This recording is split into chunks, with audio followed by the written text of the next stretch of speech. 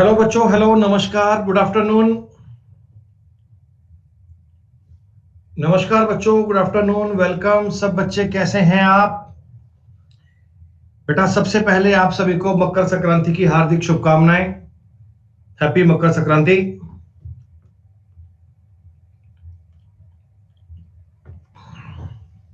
उत्तरायण पर्व की और शुभकामनाएं। भारत देश के बेटा अलग अलग एरिया में अलग अलग नाम से त्योहार मनाते हैं। आज का 14 जनवरी,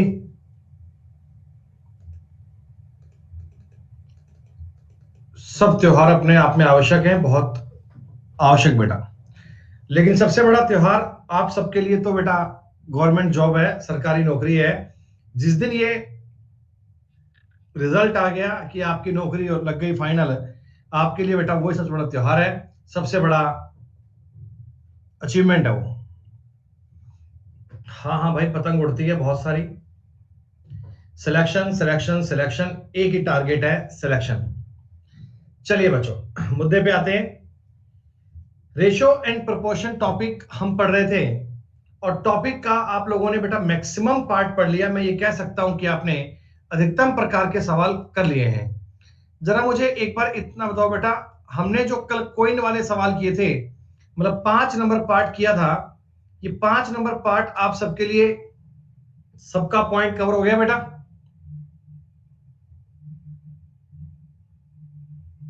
32 नंबर सवाल नहीं हो पाया। 32 नंबर क्या आखिरी सवाल है क्या? अच्छा, 1 मिनट रुक जाओ भैया।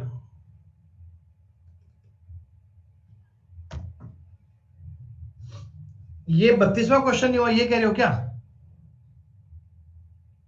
पूरे बन गए हैं। किसी बच्चे से कोई सवाल हो सकता है ना भी हुआ हो, बाकी ऑलमोस्ट बच्चों ने सवाल सारे कर लिए ना। कोई बात नहीं बेटा, ये 2-3 सवाल रह गए, इनको हम कर लेते हैं। इट्स ओके, कोई बात नहीं। सोनिया के पास 10 पैसे, 20 पैसे और 1 रुपए के कुल मिलाकर 16 रुपए हैं। बेटा ये 16 रुपए हैं। 16 क्या है? रुपए हैं, रुपीज है, ठीक है। 16 क्या है? रुपीज है। 10 पैसे के, 20 पैसे के और 1 रुपए के मिलाकर 16 रुपए हैं। 10 पैसे के सिक्कों का और 20 पैसे के सिक्कों का अनुपात है वो 6:1 है, 6:1 है। तो 1 रुपए के सिक्कों की न्यूनतम संख्या बता दीजिए बेटा। न्यूनतम संख्या बतानी है, मिनिमम 1 रुपए के कितने सिक्के होंगे। जरा मुझे एक बात बताओ, तुम्हारे पास 10 पैसे के सिक्के हैं, तुम्हारे पास 20 पैसे के सिक्के हैं, और तुम्हारे पास 1 रुपया का सिक्का है, 100 पैसे के सिक्के हैं। ऐसे 3 चीजें बेटा। अच्छा, टोटल इनकी वैल्यू 16 रुपए है। टोटल इनकी वैल्यू कितनी है? 16 रुपए। सवाल अपन करेंगे कॉमन सेंस से। कॉमन सेंस से इन बातों को समझने की कोशिश करेंगे बच्चों। आपको पता है 10 पैसे के सिक्के हैं और 20 पैसे के सिक्के हैं, क्या इनका अनुपात 6:1 है क्या? 10 पैसा कॉइन, 20 पैसा कॉइन, 6:1 है।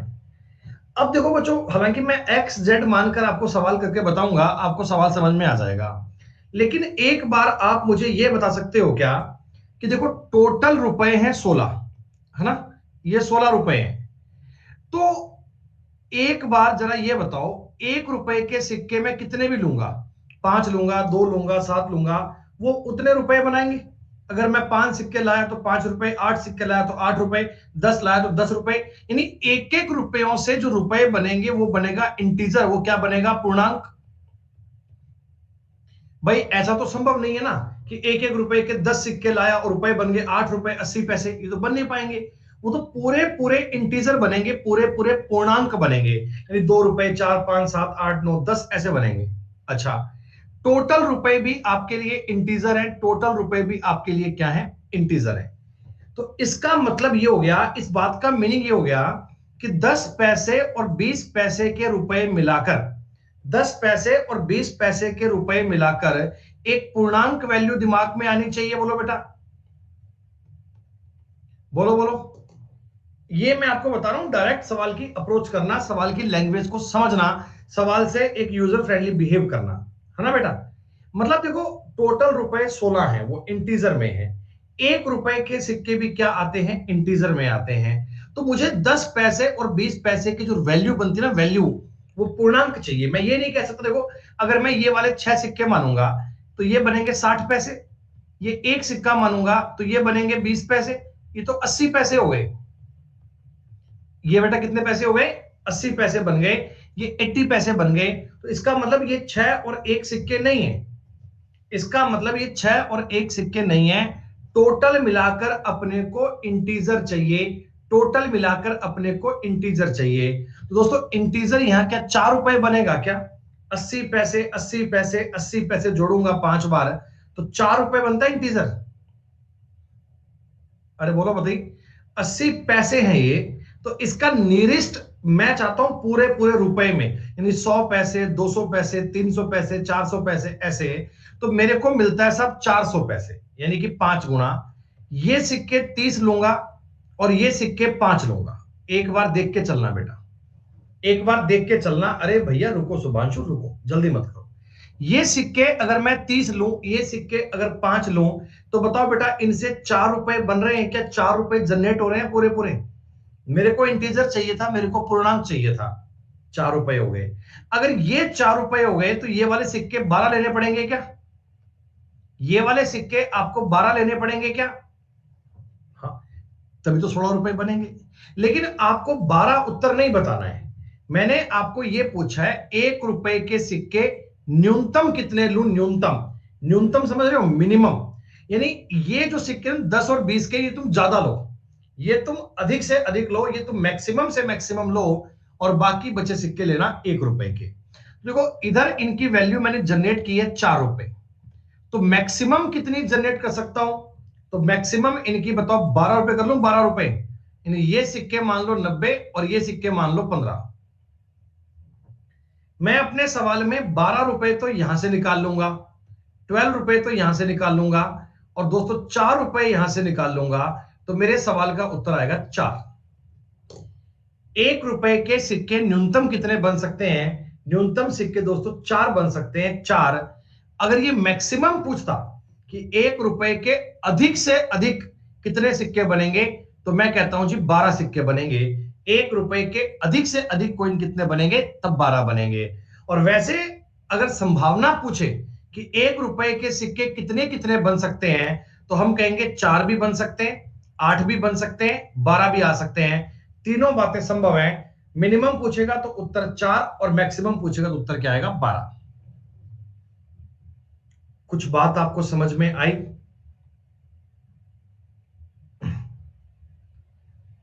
थोड़ी सी आई, चलो कोई बात नहीं, एक बार ये सवाल फिर से देख लो, ये सवाल एक बार फिर से देख लो, एक बार थोड़ी सी बात को फिर से रिपीट कर लो। कोई बात में कंफ्यूजन नहीं होना चाहिए बेटा, हम आपको सब बताएंगे, बेसिक भी बताएंगे, बढ़िया तरीका बताएंगे। मतलब आप पेपर में ना 100% रिजल्ट तब लेके आओगे जब तुम्हें चीजों पर अंडरस्टैंडिंग होगी, जब तुम्हें चीजों पर अंडरस्टैंडिंग होगी। अंडरस्टैंडिंग का मतलब आप उस सवाल की लैंग्वेज को समझोगे। बेटा तुम्हारे पास 10 पैसे के सिक्के हैं, 20 पैसे के सिक्के हैं, और तुम्हारे पास 1 रुपए के सिक्के हैं। 10 पैसे का और 20 पैसे का तो अनुपात मुझे पता है। मैं एक बार तुमको समझाने के लिए 6x और x मान लूं क्या? क्या मैं ऐसा कह सकता हूं क्या? हाँ। और 1 रुपए के सिक्के में z मान लेता हूं, मुझे नहीं पता कितने हैं, मैंने y मान लिया, z मान लिया, कोई फर्क नहीं पड़ता, मैंने मान लिया। ये मैंने पता है क्या माना है? ये मैंने माना है नंबर ऑफ कॉइन्स, ये मैंने सिक्कों की संख्या का अनुपात माना है। ठीक है, अब हम बात करते हैं वैल्यू पर कि आखिर इनसे रुपया कितना बनेगा, वो तो बताओ, आखिर इनसे रुपया कितना बनेगा। दोस्तों मैं एक बार पूरे सवाल को पैसों में कर लूं क्या, ताकि पॉइंट पॉइंट का चक्कर हट जाएगा। देखो 10-10 पैसे के 6x सिक्के हैं, तो इनसे 60x पैसे बनेंगे, पैसे। मैं पूरे सवाल को पैसों में पढ़ रहा हूं, एक ही बात है, तुम रुपयों में पढ़ो पैसों में, पूरे सवाल की यूनिट इकाई सेम लेके चलना बस। 20-20 पैसे के x सिक्के हैं, तो 20x पैसे बनेंगे क्या? बोलो बोलो। 1-1 रुपए के z सिक्के हैं, तो 100 z पैसे बनेंगे क्या? 100 z। भाई 1 रुपए का मतलब 100 पैसे होते हैं, 100 पैसे का एक सिक्का तो 100 पैसे, 2 सिक्के 200 पैसे, 3 सिक्के 300 पैसे, टोटल मिलाकर ये 1600 पैसे हैं। ये बताओ जरा, इतना क्लियर है? यहां तक तो कोई डाउट नहीं है आपको? कोई डाउट नहीं है सर। 80x प्लस 100z बराबर आ गया जी 1600। ठीक है, अगर मैं पूरे सवाल में 20 का भाग कर लेता हूं तो 4x प्लस 5z बराबर 80। कोई दिक्कत यहां तक की बात में? कोई समस्या? सब बच्चों को ये बेसिक वाली बात तो समझ में आ गई ना? अच्छा, अब दोस्तों आप जरा मेरी बात समझना, आप मेरे पॉइंट को माइंड में ऑब्जर्व करना। 4x प्लस 5z का मतलब आपको दिया हुआ है 80। इस चीज की वैल्यू आपको दी गई है 80। मेरे को z का मान चाहिए मिनिमम। मेरे को z का मान क्या चाहिए? आप कहना जी मिनिमम। मेरे को z का मान तो कम से कम चाहिए। तो बेटा z का मान अगर मैं कम से कम लेता हूं, कम से कम, तो मेरे को बताओ x का मान अधिक से अधिक मानना पड़ेगा क्या? भाई सीधी सी बात है, दो चीजों का जोड़ तुम्हारे पास 80 बन रहा है। एक चीज को तुम कम मानोगे, दूसरी ज्यादा बनेगी, सीधी सी बात है। तो मेरे को अगर z कम से कम रखना है, मिनिमम रखना है, तो मुझे x को अधिकतम मानना पड़ेगा, मैक्सिमम मानना पड़ेगा। क्या आ रही है बात समझ में? अब उसमें एक कंडीशन और है। देखो तुम x का मान ऐसा नहीं है 20 रख लोगे, नहीं, तुम x की वैल्यू वो पुट करना जिसका 4 से गुणा करने पर ये लास्ट में जीरो बनाए। लास्ट में जीरो बनाए। जीरो क्यों बनाए? जीरो क्यों बनाए? क्योंकि जब मैं 5z से डिवाइड करूंगा ना, देखो z का मान भी तो इंटीजर है, वो 5 से कटना चाहिए, वो 5 से कटना चाहिए, 5 से डिवाइड होना चाहिए। आप ऐसा बेतुका काम मत कर देना कि सर मैं x को 12 मान लेता हूं। तुम x को 12 मान लोगे, 5z का मतलब बन जाएगा 32, से कट ही नहीं पाएगा, सवाल हो ही नहीं पाएगा। ठीक है, ये चीजें होती है बेटा अंडरस्टैंडिंग वाली, ये चीजें होती हैं अंडरस्टैंडिंग वाली। तो x का मान तुम क्या मान सकते हो? अगर मैं x का मान 20 मान लूंगा, 20, तो 20 मानने पर तो ये पूरा पूरा जीरो हो गया, z जीरो हो गया, 20 तो मैं मान नहीं सकता। तो मैं क्या करता हूं बेटा, x का मान एज्यूम कर लेता हूं 15। मैं x का मान क्या मान लेता हूं? 15। 15 माने में 60 बन जाएगा, 5z का मतलब बन जाएगा 20, और दोस्तों z का मतलब कितना हो जाएगा? 4। ये मतलब z का मान 4 ही आए ऐसा कोई श्योर नहीं है, z के मान तो और भी आ सकते हैं, लेकिन हमें चाहिए था न्यूनतम, तो न्यूनतम मान 4 आएगा, इसलिए अपन ने 4 ज्ञात किया। लेकिन ये सब करना, अरे भैया y एज्यूम 15, रीमा आप बताओ आप क्या मानोगे? आप बताओ आपका क्या मानने का मन कर रहा है? मेरी कंडीशन है, मेरी एक शर्त है, तुम जो भी मान मानना ना, उसके लास्ट में जीरो आना चाहिए। x का मान वो बड़े से बड़ा मानना, x का मान वो बड़े से बड़ा मानना, मैक्सिमम से मैक्सिमम मानना कि लास्ट में जीरो बन जाए। अरे भैया 10 भी तो मान सकते हो, 5 भी ले सकते हो, लेकिन उससे z तुम्हारा बड़ा बन जाएगा। तुम बात काहे नहीं समझते हो यार? a प्लस बी बराबर 20 है, मान लो। अब मैं a का मान अगर 18 मानता हूं तो b का 2 हो जाएगा। a का मान अगर मैं 5 मानता हूं तो b का 15 बन जाएगा। एक चीज का मान अगर छोटा होगा, दूसरे का बड़ा बन जाएगा ना यार, दोनों चीजें जोड़ में है। इस सवाल में मुझे कहा गया 4x और 5z का जोड़ कितना है? 80। जोड़ कितना है? 80। मेरे को z चाहिए न्यूनतम, सवाल पे पढ़ो, z चाहिए न्यूनतम। मिनिमम, मिनिमम वर्ड दिया हुआ है, मिनिमम वर्ड दिया हुआ है। तो z तुम्हें अगर छोटी से छोटी संख्या माननी है तो x तुम्हें बड़ी से बड़ी माननी पड़ेगी। z तुम्हें अगर स्मॉल नंबर चाहिए तो x तुम्हें बड़ा मानना पड़ेगा। तुम x को 5 मत मान लेना, तुम x को 10 मत मान लेना, तुम x को 15 मानना। हाँ बिल्कुल बिल्कुल भाई साहब, बिल्कुल। अगर तुमको सवाल में कहता कि 1 रुपए के सिक्कों की अधिकतम संख्या बताओ, अधिकतम, मैक्सिमम, तो मैं x का मान 5 मानता, मुझे कोई दिक्कत नहीं है। मैं बोलता 20 प्लस 5z बराबर 80, और z का मान अपने लिया जाता 12। ये बात भी सही है। अगर वो मैक्सिमम पूछता तो मैं 12 करता, मिनिमम पे मैं 4 करता। इस सवाल में जेड का मान 4 भी आ सकता है, 8 भी आ सकता है और 12 भी आ सकता है। तीनों मान पॉसिबल है। 4 भी सही है, 8 भी सही है, 12 भी सही है। लेकिन उन्होंने पूछा मिनिमम, तो मिनिमम पे कहूंगा 4। उन्होंने कहा मैक्सिमम, तो मैं बोलूंगा 12। उन्होंने कहा कौन कौन से मान संभव है, तो मैं कहूंगा 4, 8, 12। वो कहेंगे कितने मान संभव है, तो कहूंगा 3 मान संभव है। अब आई बात समझ में? लेकिन बेटा पेपर में आप अच्छे से तब कर पाएंगे जब ये सब करने की बजाय ना तुम एक कॉमन सेंस लगाओ। जो तरीका मैंने आपको पहले बताया था ना, आप जरा उस पे देखो। बेटा वो कंडीशन तुम्हें क्रिएट करके देगा। देखो 10 पैसे, 20 पैसे और 1 रुपए की बात है, ठीक है। टोटल रुपए 16 है, यानी कि इंटीजर में है, पूर्णांक में है। 1 रुपए के तुम कितने भी सिक्के लोगे, कितने भी, वो पूरे पूरे रुपए बनाएंगे। 12.5, 13.5 रुपए नहीं बनते। 1-1 रुपए के सिक्के तो पूरे बनाएंगे, 4, 5, 7 है। इसका मतलब ये जो 10 पैसे के और 20 पैसे के सिक्के है ना, इनसे भी वैल्यू पूरी पूरी आनी चाहिए, इंटीजर में आनी चाहिए। इंटीजर में, इंटीजर में कैसे आएगी? अगर मैं ये 6 सिक्के लूंगा 60 पैसे, एक सिक्का लूंगा 20 पैसा, तो 80 पैसा बन रहा है।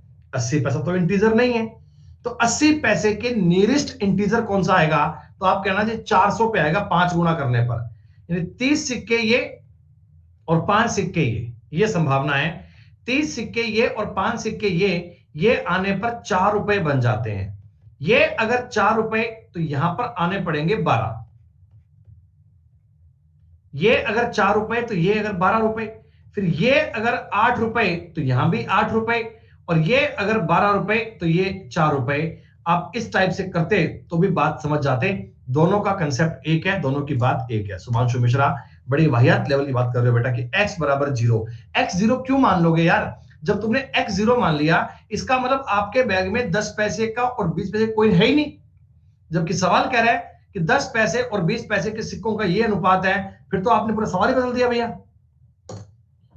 अगर तुमने x को 0 मान लिया, अगर तुमने x को 0 कह दिया, फिर तो बेटा x खत्म ही हो गया।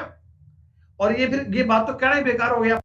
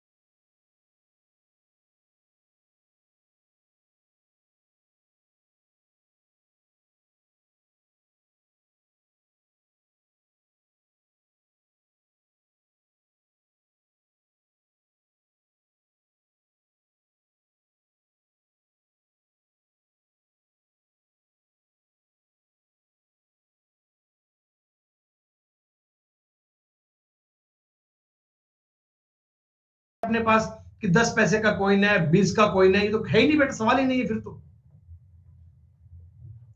क्या ये सवाल समझ में आया? बच्चों देखो ये क्वेश्चन होते हैं, ये होते हैं लाइक कंसेप्चुअल क्वेश्चन। ये होते हैं कंसेप्चुअल, जिनमें मतलब कंसेप्ट काम करता है। ऐसे रटने वाली बात नहीं बदले बेटा। ऐसा नहीं है कि आप इन बातों को रट के बैठ जाओगे, ये करना है नहीं। गणित वही बालक कर सकता है एग्जाम में जिसको चीजों की अंडरस्टैंडिंग है, जो बातों को समझता है। चलो देखते हैं आगे।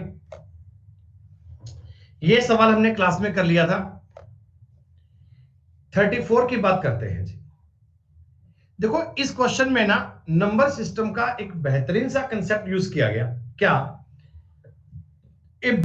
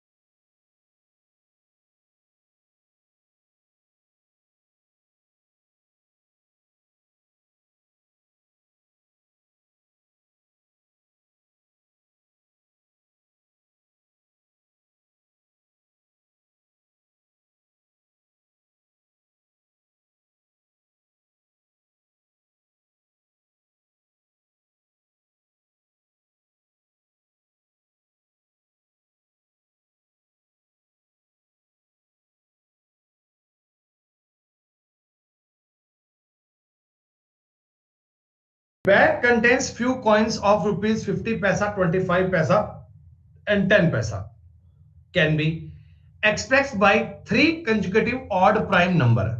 बेटा ये बात आपको पता होनी चाहिए, 3 क्रमागत विषम अभाज्य संख्याएं ये 3, 5, 7 होती हैं। आपको सवाल में डायरेक्ट इन्होंने रेशो नहीं दिया, थोड़ी सी चीज नंबर सिस्टम की यूज कर ली। इन्होंने पता है क्या बोला कि ये सिक्के हैं ना, ये 3:5:7 में है। आपको एक वर्ड बोला, 3 क्रमागत विषम अभाज्य संख्याएं, 3 कंसेक्यूटिव ऑड नंबर भी हैं और प्राइम नंबर भी हैं। बेटा ऐसे नंबर केवल 3, 5, 7 ही होते हैं, 3, 5, 7। और कोई नंबर नहीं होता बेटा, और कोई नंबर संभव ही नहीं है जो क्रमागत हो, अभाज्य हो और विषम हो। केवल 3, 5, 7 ही आता है। ठीक है, चलो ये सिक्के हैं, इस कॉइन में ये नंबर, ये कॉइन है ना, इस वैल्यू में है ऐसे। और टोटल तुम्हारे पास रुपए हैं 552। टोटल तुम्हारे पास रुपए हैं 552। अब कह रहे हैं कि अगर मैं इन सिक्कों का ये क्रम पलट दूं, अगर मैं इन कॉइन की संख्या को 7, 5, 3 कर दूं तो कितने रुपए बढ़ जाएंगे, कितने रुपए बढ़ जाएंगे, कितने रुपए इंक्रीज हो जाएंगे। ये सवाल देखो बेटा कितना सिंपल था। आप पहले ना एक बार ऊपर वाले की वैल्यू चेक करो। ऊपर वाले केस में इसके पास कितने पैसे थे एक बार चेक करना। अगर देखो सारा सवाल चल रहा है पैसों में, तो पैसों में काउंट कर लो, कोई हर्ज नहीं है। क्या मुझे बताओ, इधर 150 पैसे बनेंगे, इनसे इनसे बनेंगे 125 पैसे और इनसे बनेंगे 70 पैसे। आपको पता लग रहा है बेटा, 150, 125 और 70, इन तीनों को अगर मैं जोड़ता हूं 275, 345 पैसे बनेंगे। बोलो बोलो, 345 पैसे बनेंगे क्या? ये 552 इस 345 की वैल्यू तो है भाई, 552 रुपए हैं, 345 के लिए तो है। 345 पैसे पहले थे, सवाल कह रहा है 552 रुपए थे।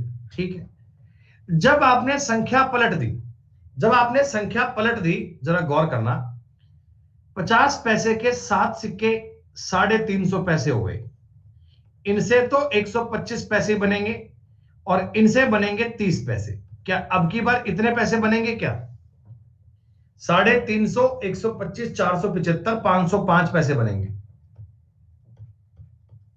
भाई जब तुमने कॉइन पलट दिए, तो अब जो नए पैसे बनेंगे, नए पैसे बनेंगे, वो कितने बनेंगे? वो बनेंगे 505 पैसे, वो बनेंगे 505 पैसे। ठीक है, पहले 345 पैसे थे, आज 505 पैसे हैं। क्या दोस्तों 160 पैसे बढ़ गए क्या? क्या 160 पैसे बढ़ गए क्या? यही मुझसे पूछा गया था कि कितने पैसे इंक्रीज हो गए, कितने पैसे अधिक हो गए। तो 160 की वैल्यू ज्ञात करनी है।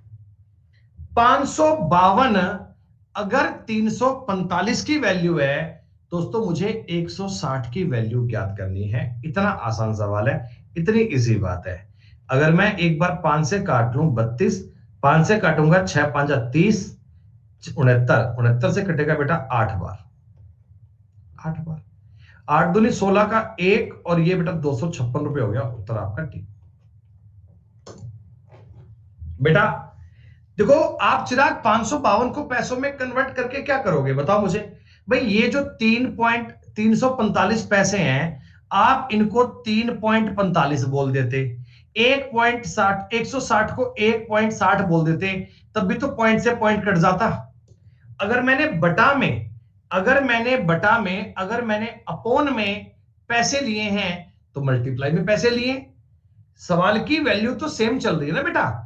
ये 552 345 की वैल्यू है, तो 160 की वैल्यू क्या बनेगी? बड़ी सीधी सी बात है, बात घूम फिर के वही आ जानी है जिसको मैंने शॉर्ट में कर लिया, आपने कैसे किया। कोई बालक कह रहा है 350 कैसे आया? अरे मेरे भाई, तुम्हारी जेब में 50 पैसे के 7 सिक्के हैं, तो क्या 350 पैसे नहीं बन जाएंगे क्या? ये क्वेश्चन कल आपने घर पे ट्राई किया होगा, आपसे बन गया होगा ये सवाल। ये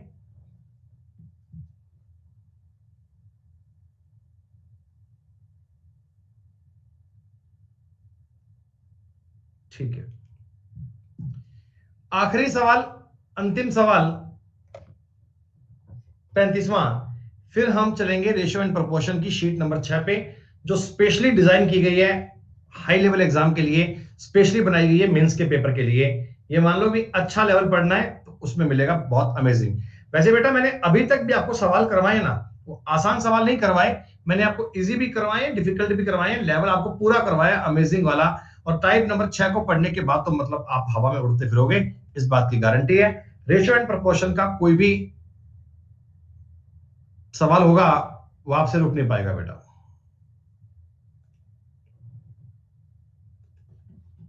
सुनो भाई, ये सवाल देख लो एक बार, जो बच्चे नहीं कर पाए वो लोग एक बार इसे गौर कर लीजिएगा।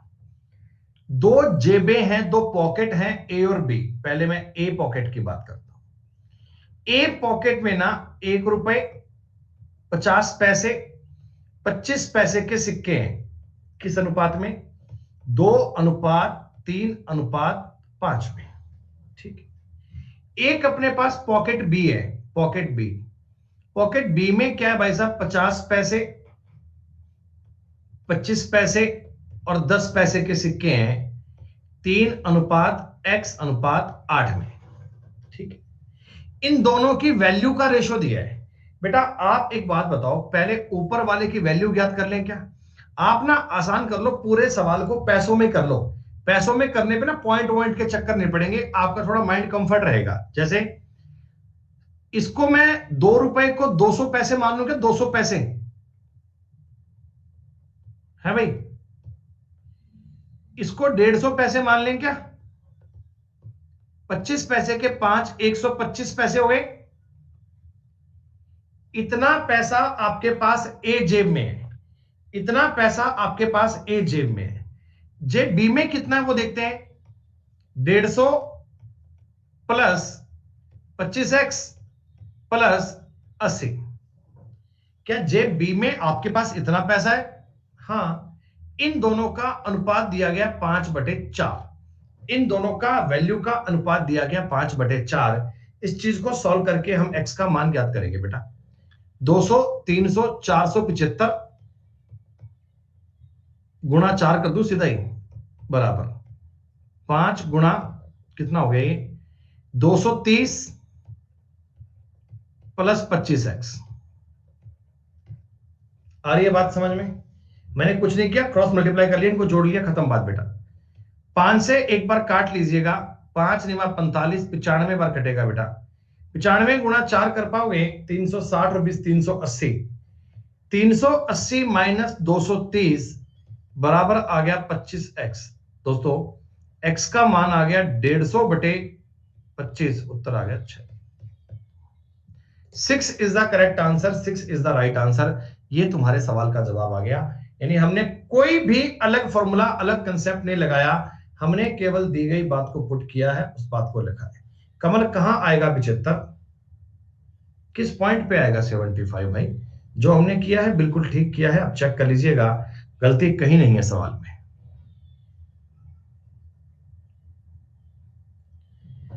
अब बेटा बता दो, अब यहां तक मैं मान लूं क्या कि शीट नंबर 5 तक की जानकारियां कंप्लीट हो गई? शीट नंबर 5 तक में कोई सवाल में कोई डाउट नहीं है?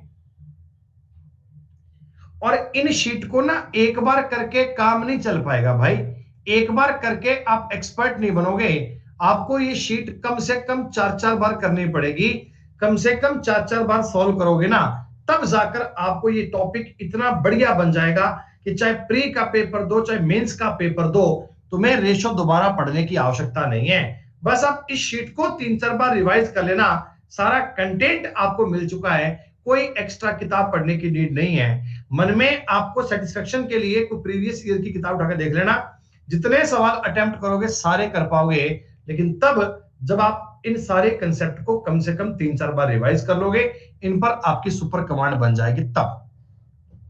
ठीक है भाई, तो पार्ट नंबर 6 पे स्टार्ट करूं बेटा?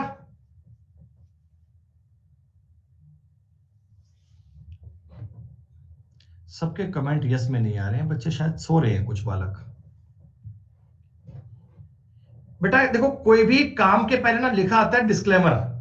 तो पार्ट नंबर 6 के मामले में मैं पहले आपको यह बात इंफॉर्म करना चाहता हूं कि ये इस टॉपिक का डिफिकल्ट लेवल है।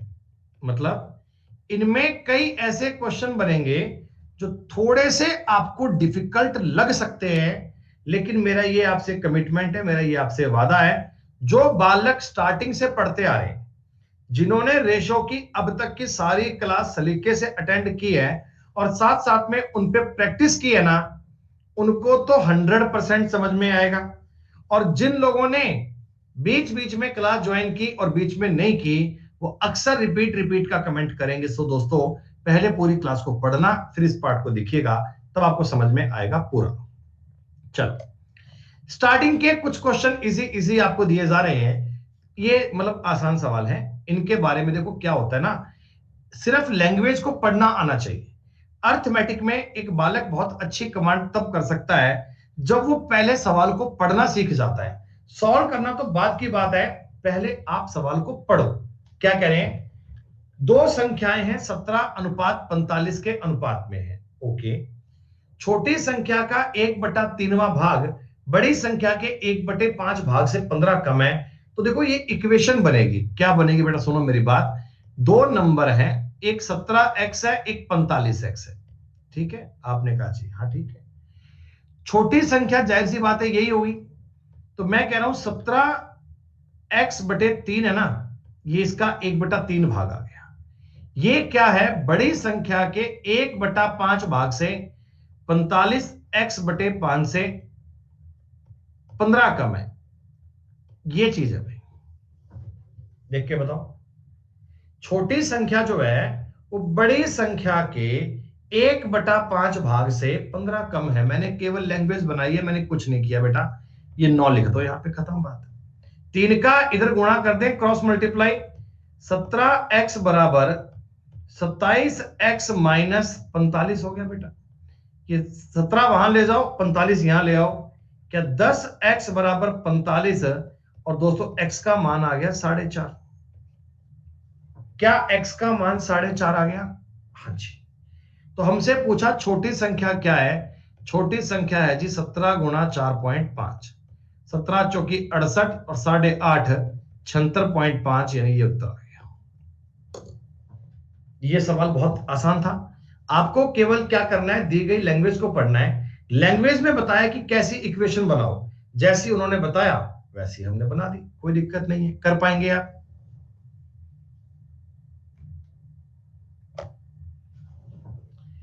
नाइन्टी 94 को दो भागों में इस प्रकार विभाजित किया गया कि पहले भाग का 1/5, दूसरे भाग का 1/8 का अनुपात 3:4 है। बच्चों मेरी बात समझना, मैंने मान लो 94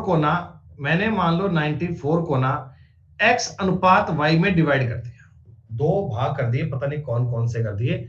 मैंने इनको x और y के अनुपात में डिवाइड कर दिया। ठीक है, पहले भाग का 1/5 यानी x का तो 1/5 और y का 1/8, y का 1/8। इनका जो अनुपात है वो 3:4 है। क्या ऐसा है? क्या दोस्तों ऐसा है क्या? रेशियो एंड प्रोपोर्शन तुम्हें बताया गया था, मध्य पदों का गुणनफल, भाइयों गुणनफल। क्या तुम ऐसा कह सकते हो क्या? 3y/8 बराबर 4x/5। मेरा टारगेट है, मैं x और y की इक्वेशन ज्ञात करना चाह रहा हूं दोस्तों। तो यहां से आप मुझे बता दो x/y क्या बनेगा? 15/32 बनेगा क्या? 8 चौक 32 और 5 दिया 15 हो गया। मतलब मैं ये ज्ञात कर लिया, मैंने ये निकाल लिया कि 15:32 में डिवाइड किया है। 94 को जो डिवाइड किया ना, वो 15:32 में किया गया। दोस्तों हमसे पूछा पहला भाग ज्ञात करो। पहला मतलब छोटे वाला, हम पहला भाग ज्ञात कर जाते हैं x। तो ये बताओ 94 जो है 47 की वैल्यू है क्या भाई? जोड़ी तो है, और 15 की वैल्यू पूछी गई है, 2 से काट लीजिए 30। एक बात मैंने पहले स्पष्ट कर दी थी कि सवाल मुश्किल नहीं है, बस क्या होता है बच्चे ना लैंग्वेज को देख के डर जाते हैं, बच्चे सवाल को देखकर समझते हैं कि जाने क्या करना पड़ेगा। भैया बहुत टफ सवाल आ गया। जैसे मैं तुमको ना एक दो सवाल दिखा रहा हूं, तुम देखना कि लैंग्वेज को देखकर किस प्रकार बालक डरते हैं, और वास्तव में जब उस सवाल पर तरीका समझते हैं तो बहुत इजी जानकारी आपको मिलती है। जैसे मैं तुम्हें एक बढ़िया सा सवाल दिखाना चाहता हूं, ये देखो। अब मान लो, सपोज करो, कल्पना करो आपके पेपर में ये सवाल आ जाए। जो बालक कोई मेंस का पेपर दे रहा है, उसके मेंस के पेपर में ये सवाल दिख जाए, तो मैं ये सोच सकता हूं जी आधे बालक तो ना सवाल पढ़कर ये तैयार डाल देंगे। वो कहेंगे ना गुरुजी ये तो मतलब नहीं, बस की बात नहीं है साहब, ये थोड़ी मतलब कैसे कर पाते हैं? नहीं होता है ना। तो वो क्या है कि उस सवालों का खौफ है। हम चाहते हैं इनका खौफ निकले। भाई साहब ये सवाल आप ना मतलब 30-30 सेकंड में कर पाओगे। 30-30 सेकंड में देखना, अगर आपने इनके कंसेप्ट पढ़ लिए जब, तो घबराओ मत। लैंग्वेज को स्किप मार दोगे चंद्रिका, तो एसएससी वाले स्किप आपको मार देंगे भाई, कौन सी बड़ी बात है। हाँ भाई, सवाल नंबर 2 समझ में आया? सवाल नंबर 2 समझ में आया? चलो बहुत बढ़िया बात है, शानदार। अगला सवाल देखो जी। The ratio between a 2 digit number and the sum of digit of the number is 4:1.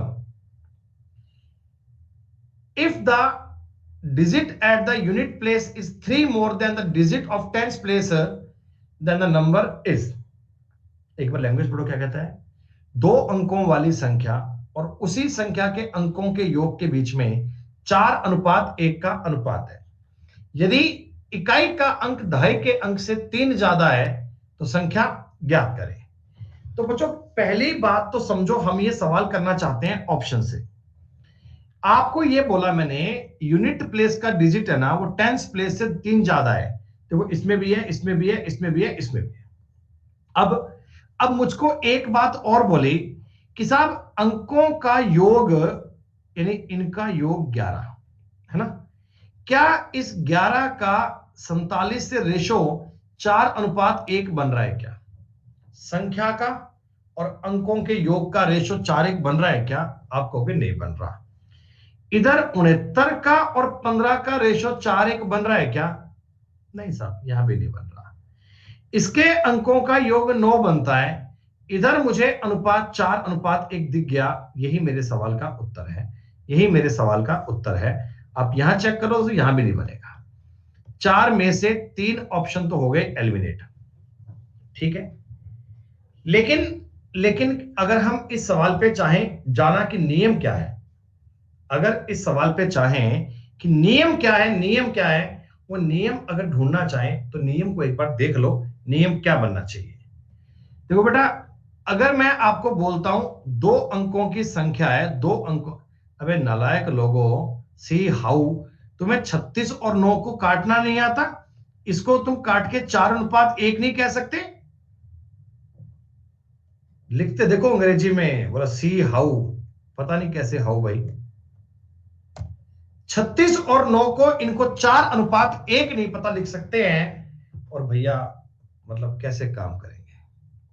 सुनो मेरी बात, एक 2 अंकों की संख्या है, इसको एक्स वाई अपन ने मान लिया। देखो मैंने आपको ये ऑप्शन से करके बता दिया, लेकिन बच्चों आपको नियम भी आना चाहिए ना। कंसेप्चुअल ज्ञान अगर होगा तो ही आप आगे बढ़ सकते हो। सिर्फ जुगाड़ों के आधार पे कभी मैथ बेटा पास नहीं होती है। आपको पता है कि 2 अंकों की संख्या है ना, इसको लिखने का जो तरीका होता है ना, तरीका वो होता है 10x + y। आपने कहा जी ये कैसे होता है? देखो बेटा, ये x और y क्या है? एक्चुअल में डिजिट है, डिजिट, ये अंक है। तो आप मेरी बात समझो, इसे मान लो मैंने अंक मान लिया 76 मान लिया संख्या, ठीक है। तो मैं इसको ऐसे लिख सकता हूं क्या, 10 × 7 + 6। अभी रिजल्ट सेम आएगा ना। सुनो, 2 डिजिट का अगर कोई नंबर है, 2 डिजिट की कोई संख्या है एक्स वाई, तो इसको जो लिखते हैं ना वो लिखा जाता है 10x + y, ऐसे लिखा जाता है। ये लिखने का फॉर्मेट होता है। अगर मैं आपको कहूं कि आपके पास 3 डिजिट का नंबर है XYZ, तो इसको पता है कैसे लिखते हैं? 100X plus 10Y plus Z, ऐसे ये लिखने का तरीका होता है कोई भी संख्या को अपने सिस्टम में। अब मैंने जो 2 अंकों की संख्या मान ली, वो मैंने मान ली XY, तो मैं इसको बताओ 10X प्लस वाई मान सकता हूं क्या? ये तो हो गया 10X प्लस वाई अपने अंक संख्या। ऊपर मैंने संख्या लिखी 10X प्लस वाई, ये संख्या ही तो है प्रॉपर, ये पूरी संख्या ही है। और नीचे लिखा अंकों का योग, अंकों का योग तो x प्लस वाई बनेगा। बोलो भाई, ऊपर मैंने संख्या लिखी, नीचे मैंने अंकों का योग लिखा, क्या बच्चों इनका अनुपात 4:1 बनेगा? इनका रेशो 4:1 बनना चाहिए। हाँ जी, तिरछा गुणा कर लेंगे दोस्तों, तो 10x प्लस वाई बराबर 4x प्लस 4y बन जाएगा। कोई दिक्कत? आप कहोगे नहीं सर। क्या मैं ये मान लूं 6x बराबर आएगा 3y? 3 से और काट लीजिएगा, 2x बराबर आएगा y। दोस्तों अगर 2x बराबर y है, तो मैं इस अनुपात को 1:2 कह सकता हूं क्या? 1:2 बोल सकता हूं क्या? और सवाल तुमको यह भी कह रहा था, बोला इकाई का अंक दहाई के अंक से 3 ज्यादा है। भैया अगर 3 ज्यादा है तो ये वाला अंक 3 होगा और ये 6 होगा, ये तो बनेगा। भाई 3 ज्यादा है तो 3 और 6 तो ही मानना चाहिए ना, और तुम मान भी क्या सकते हो। ये कंसेप्चुअल मेरी संख्या आ गई 36। अगर कोई पूछे संख्या क्या है, तो मैंने इतना सब ज्ञात करके 36 ज्ञात कर लिया, लेकिन पेपर में मैं डायरेक्ट इतना काम करूंगा कि 47 और 11 का रेशो नहीं बन रहा, 69 और 15 का नहीं बन रहा, 36 और 9 का बन रहा है। उत्तर ये हो गया। समझ रहे हो? आपको तरीका भी आना चाहिए, मैंने बता दिया आपको ऑप्शन से कैसे होता है, ये भी बता दिया। दोनों तरीके आपके आप में इजी हैं, आसान है। रेशो आपको समझ में आ रहा है? अब तो बन रहा है, बात मामला ठीक हो रहा है, पल्ले पड़ रहा है। चलो कोई बात नहीं, अच्छे से आ रहा है, बढ़िया से आ रहा है बेटा, शानदार बात है ये तो। If the square of sum of two number is equal to 4 times of their product, मतलब बड़ी सीधी सी बात है, बड़ा आसान। 15 मैंने कहां ले लिया? 15 मैंने कहां ले लिया भाई? अरे अंकों का योग नहीं हो तुमसे, नालायक यार, क्या तुम सवाल नहीं पढ़ते हो?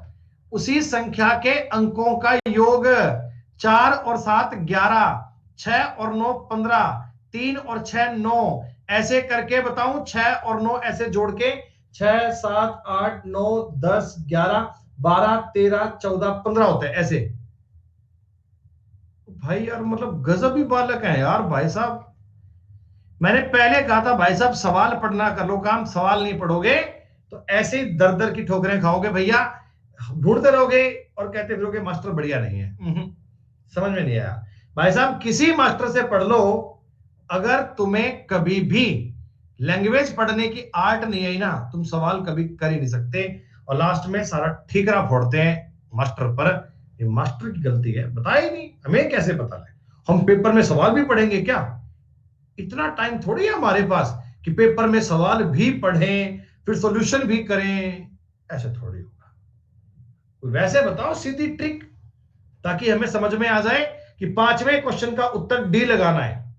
गुरुजी कोई ऐसी ट्रिक है तो बताओ पेपर में, कि जो हमारे पेपर में मैथ का तीसरा सवाल आएगा उसका उत्तर ए आएगा या बी आएगा, डायरेक्ट ये करना सिखा दो, तब तो बात हो जाए।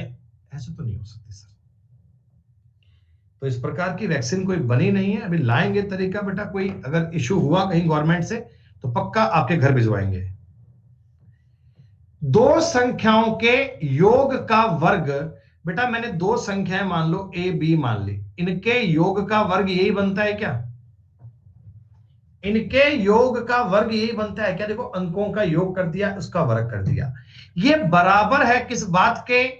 उनके गुणनफल के 4 गुणे के बराबर, उनके गुणनफल के 4 गुणे के बराबर है। मैंने कुछ नहीं किया भाई साहब, जैसा जैसा उसने बोला मैंने वो काम कर दिया, वो कहता अंकों का योग करो, उस संख्याओं का योग करो, उसका वर्ग करो, ये बराबर है 4ab के।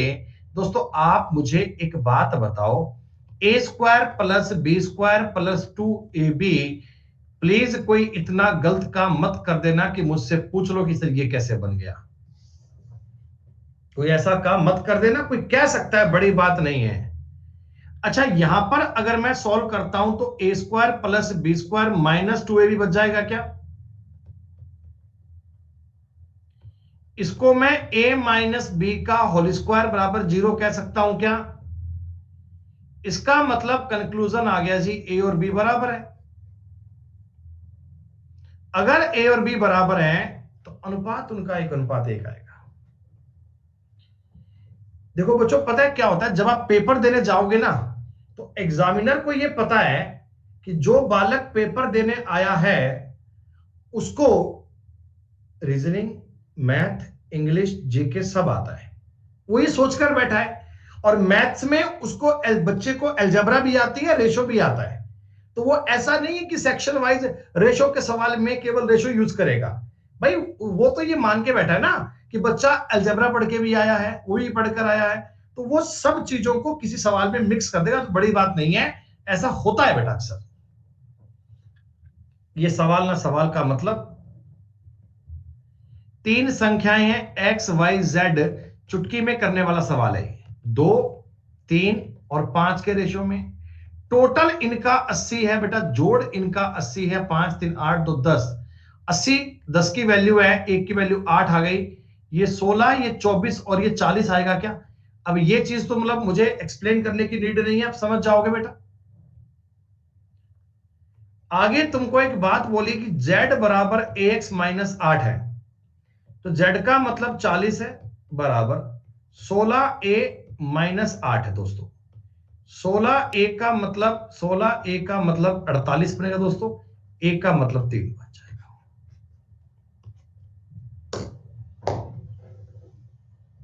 बड़ा ही आसान सवाल था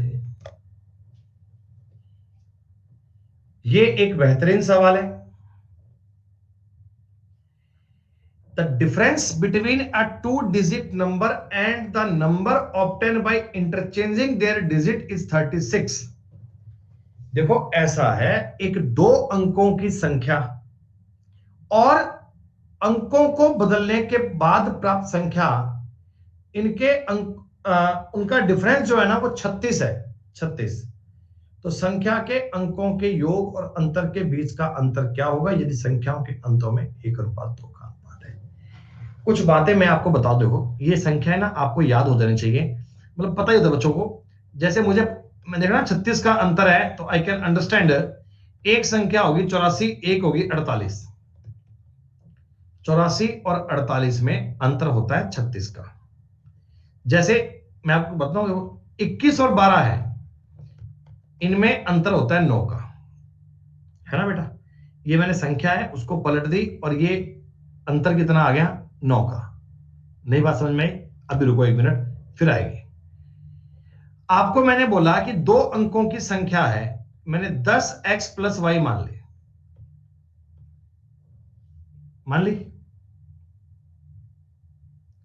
और मैंने इसके अंक पलट दिए। अंक पलट दिए तो अंक पलटने पर क्या 10y प्लस x हो गया क्या? बोलो बोलो।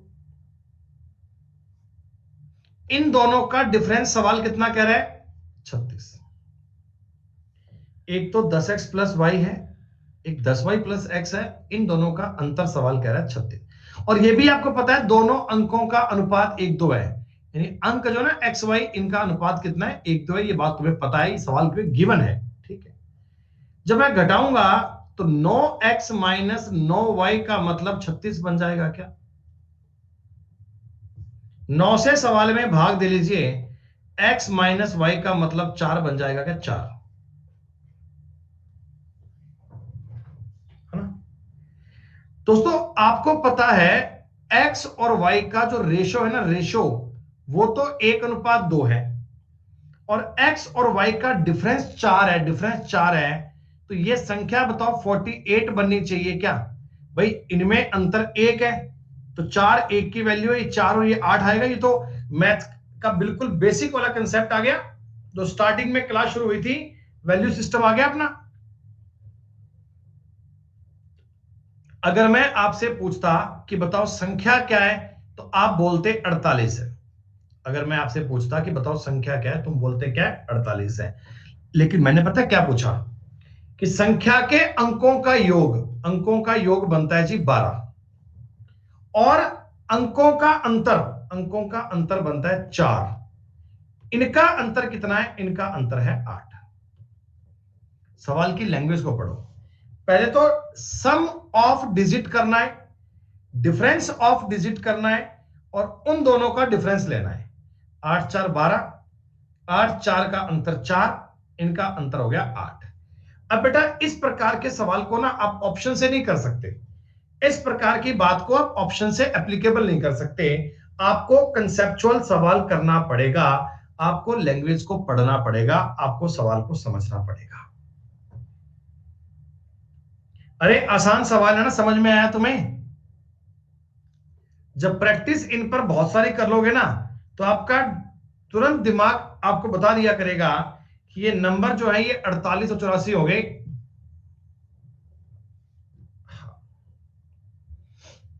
बिल्कुल सही बात। बेटा इस शीट के लगभग सवाल सारे मेंस वाले ही हैं। मतलब इनमें क्या होते हैं ना, ये क्वेश्चन बनते हैं लाइक कंसेप्चुअल अंडरस्टैंडिंग वाले सवाल बनते हैं। Some apple are to be distributed among some boys. मतलब इनको मैं एक टाइप नहीं कह सकता कि कोइन वाले सवाल हैं, ये इनिशियल फाइनल है, ऐसा नहीं है। This is based on language. If 8 more apples are available, each boy get 4 apple. If 2 less apple are available, each boy get 3 apple.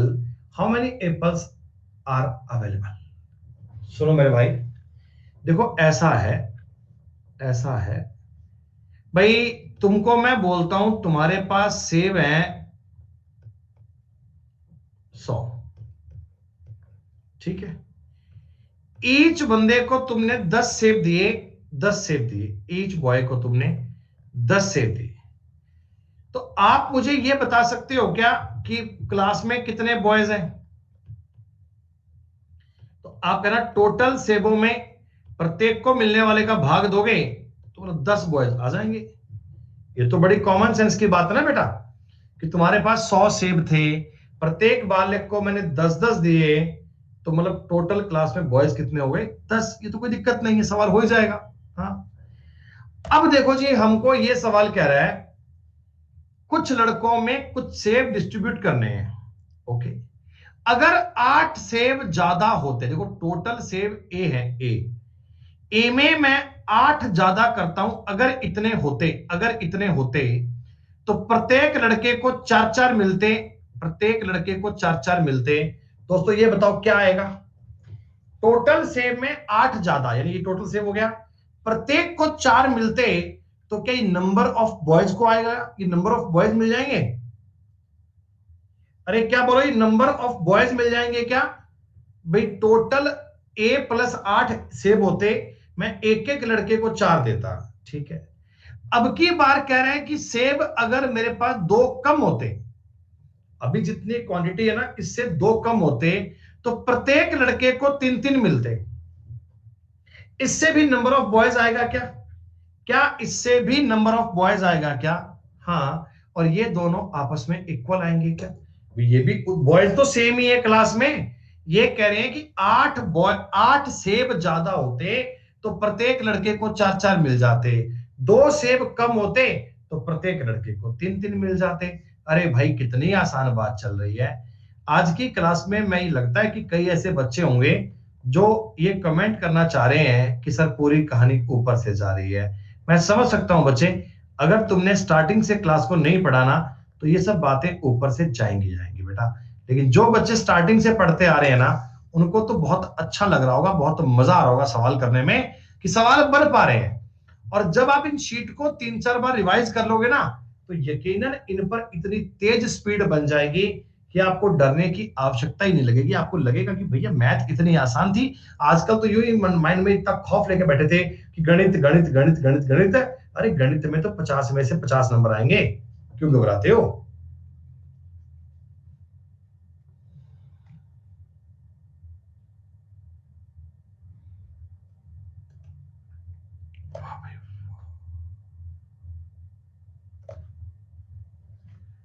अच्छा जी बेटा, अब मेरे दो शब्दों को और सुन लीजिए, अब आगे कंसेप्ट चलेंगे, बहुत शानदार। अच्छा बेटा, आज की क्लास को हम 4 बजे तक पढ़ लें क्या? क्योंकि टॉपिक ये पूरा नहीं हो पाएगा, फिर आगे मुझे नेक्स्ट टॉपिक करने हैं। थोड़ा सा टाइम देना, आधे घंटे का यार ना बेटा, प्लीज। आपके लिए फायदेमंद है, आपके लिए फायदा है बेटा। देखो, मुझे कोई एक्स्ट्रा पैसे नहीं मिलने हैं भाई साहब, विद्या पढ़ाई कसम, झूठ नहीं बोल रहा हूं। मेरे को पैसे 3:30 बजे तक के मिलने हैं, पर मैं चाहता हूं आपके फायदे के लिए, ताकि सीएचएसएल के एग्जाम के पहले पहले आप एटलीस्ट आपकी अर्थमेटिक तो पूरी हो ही जाए, आप अर्थमेटिक तो बढ़िया से कर ही पाओ।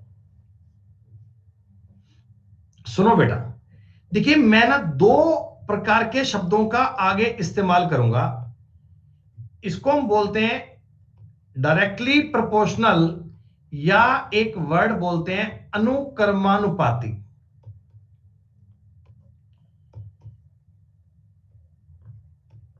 डायरेक्टली प्रोपोर्शनल, इसका मतलब क्या होता है? इसका मतलब क्या होता है जो मैं बोलता हूं ए और बी डायरेक्टली प्रोपोर्शनल है। डायरेक्टली प्रोपोर्शनल का मतलब पता है क्या होता है? कि ए अगर इंक्रीज होगा तो बी भी इंक्रीज होगा, ए अगर डिक्रीज होगा तो बी भी डिक्रीज होगा। जैसे मैं आपको एक सिंपल सा कंसेप्ट बता रहा हूं कि सिंपल इंटरेस्ट और आपका प्रिंसिपल। देखो बेटा, आपने जो पैसा ब्याज पर दिया, जितना ज्यादा पैसा ब्याज पर दोगे, क्या उतना ज्यादा ब्याज आएगा? है भाई, तुमने कोई पैसा ब्याज पर दिया, उसका ब्याज मिलता है। अगर तुम प्रिंसिपल को डिक्रीज करोगे, प्रिंसिपल को घटाओगे, तो क्या ब्याज भी कम हो जाएगा? और अगर तुम प्रिंसिपल को बढ़ा दोगे, इंक्रीज कर दोगे, तो क्या बच्चों ब्याज भी बढ़ जाएगा? मतलब आप ये समझ सकते हो कि सिंपल इंटरेस्ट और प्रिंसिपल जो होते हैं ना, ये डायरेक्टली प्रोपोर्शनल होते हैं, ये अनुक्रमानुपातिक होते हैं। एक बढ़ेगा दूसरा बढ़ेगा, एक बढ़े घटेगा दूसरा भी घटेगा। ठीक है, एक शब्द मैं और इस्तेमाल करूंगा जी, उसका नाम होगा इनवर्सली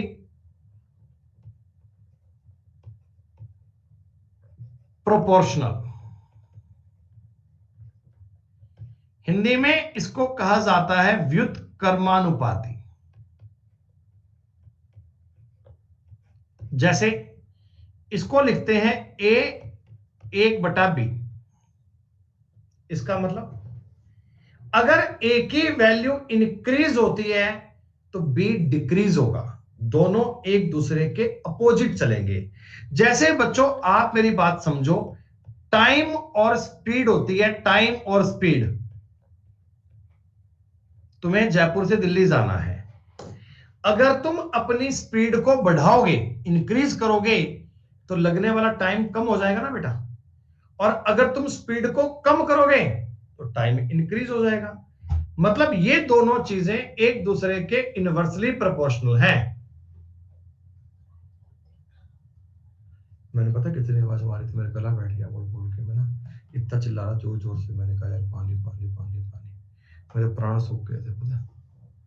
अभी 5 मिनट पानी और नहीं आता ना तो प्राण निकल जाने थे बस।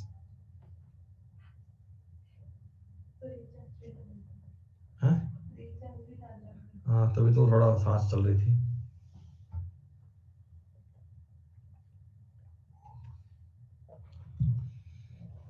सुनो भाई, दो शब्दों का आपने अर्थ समझा। एक होता है अनुक्रमानुपातिक मतलब डायरेक्टली प्रोपोर्शनल, एक होता है इनवर्सली मतलब कि उल्टा। इनवर्सली का मतलब उल्टा, ए घटेगा बी बढ़ेगा, बी घटेगा ए बढ़ेगा, ऐसे। बेहतर बातें आगे समझ में आएंगे। x is inversely proportional to the square of y। सुनो बेटा, जो x है ना, x ये y के वर्ग के व्युत्क्रमानुपाती है, ऐसे।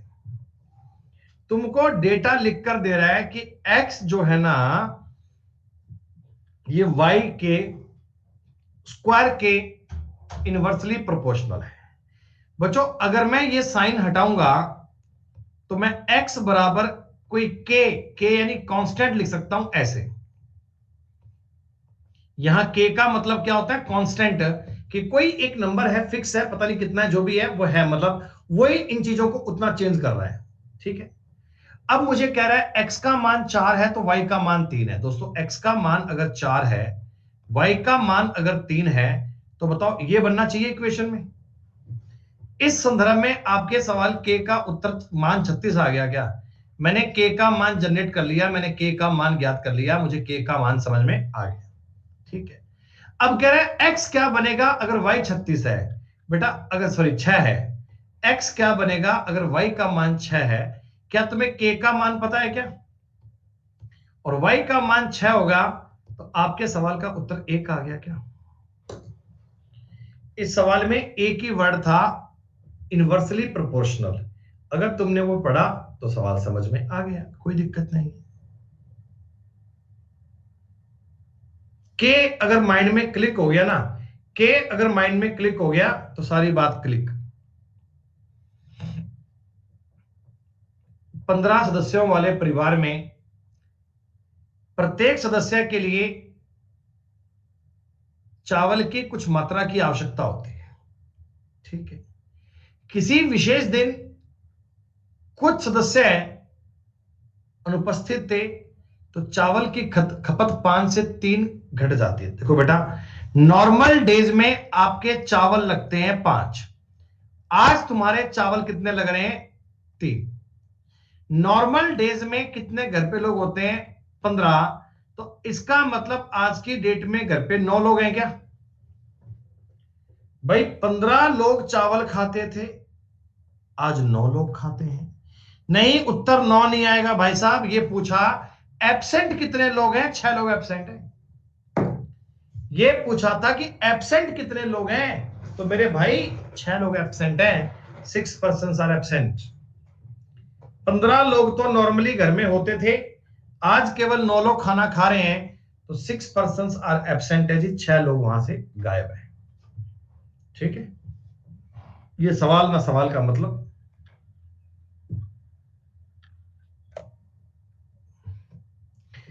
ये बताओ बेटा, इस प्रकार का पहले मैंने आपको एक सवाल करवाया था क्या? किसी को याद आ रहा है? कर पाएंगे आप? कर लोगे ना? भाई इनकी इनकम को कुछ भी लिख लो यार, 5% इंक्रीज कर लो, वो 10% और 15%, क्या बड़ी बात है, हो जाएगा। ठीक है भाई, मतलब क्या ये तो हो जाएगा क्या? हो ही गया इतनी देर में, तो ये सवाल मतलब बन ही गया आपसे। एक की ये इनकम है, 2 की इनकम को आपने ये कर लिया, और 3 की इनकम को आपने आगे सॉल्व कर दिया, ऐसा खत्म बात। 100 से 100 काट दो यार, 5 से काट लेना 21, 5 से काट लेना 22, 5 से काट लेना 23। रिजल्ट आ गया 21:66:92।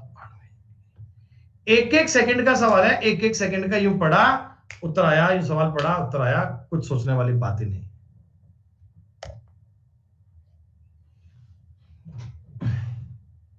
सुनो भाई, आपके पास बोला नारंगी,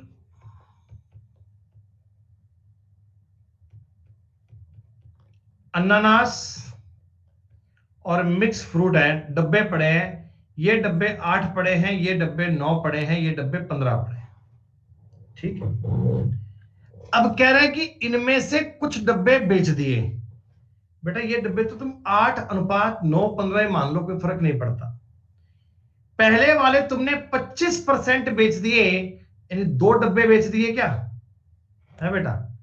8 का 25% 2 ही आता है क्या?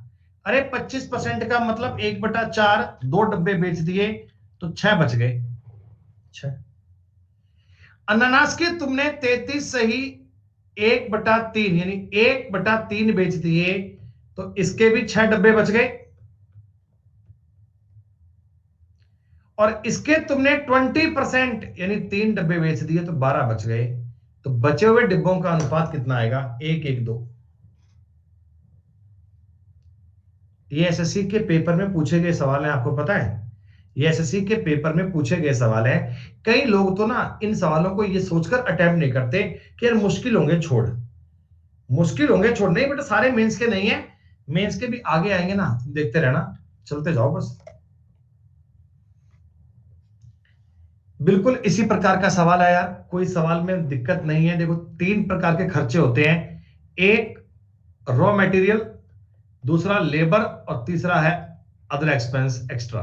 ठीक है, ये 4:3:2 में खर्चा होता है। कुछ भी अगर तुम चाहो तो मान लो ये 40 मान लो, एक ही बात है, 300 मान लो, कुछ ही मान लो, ऐसे ये खर्चा इतना मान। टोटल तुम्हारा खर्चा 900 रुपए हो रहा है क्या? 900 रुपए। 4:3, अन्य परसेंटेज को आसान करने के लिए कर लिया और कुछ नहीं किया। पहले वाला खर्च 10% बढ़ जाता है, 10% बढ़ जाता है दोस्तों, 40 रुपए बढ़ेंगे क्या? दूसरे वाला खर्च 8% बढ़ जाता है दोस्तों, 24 रुपए बढ़ेंगे क्या? तीसरे वाला खर्च 5% कम हो जाता है, यानी कि 10 रुपए कम होंगे। अगर ऑल ओवर देखा जाए तुम्हारा खर्चा 54 रुपए बढ़ेगा। लेकिन साहब परसेंट पूछा है, परसेंट, तो आप कह सकते हो क्या कि 54 रुपए बढ़ा 900 रुपए से? तो अगर परसेंट ज्ञात करना हो ऐसे ही करते ना बेटा, 6%। ये तो परसेंटेज की बड़ी बेसिक सी बात है कि 54 कितने में से? 900 में से, तो 54/900 गुणा 100 करेंगे, उत्तर आ जाएगा 6%। ये है जी एक बहुत बढ़िया सवाल, बहुत शानदार उम्दा सवाल। 3 person Amar, Akbar, Anthony agree to pay their hotel bill in the ratio of 3:4:5. Amar pays the first bill which amount to 26.65. Akbar pays the second day's bill which amount 42.75 and Anthony pays third bill which amount 53 रुपए. When they settle their account, which of the following happen? इनमें से क्या होगा? तुम्हें सवाल समझ में आ रहा है?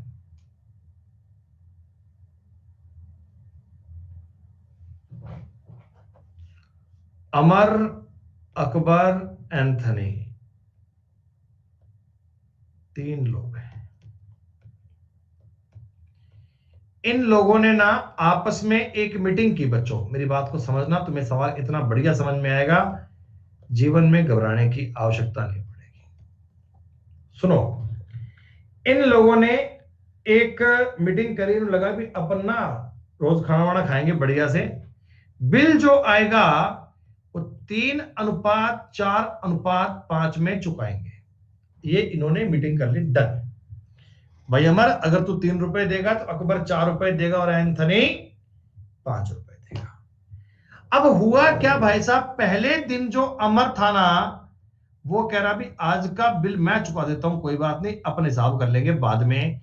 इसने खाने के 26.65 रुपए दे दिए। ठीक है, अगले दिन अकबर कहता भी आज का बिल मैं दे देता हूं, कोई बात नहीं, अपन हिसाब कर लेंगे बाद में, एक बार आज के पैसे मैं दे देता हूं। तो 42.75 रुपए अकबर ने दे दिए।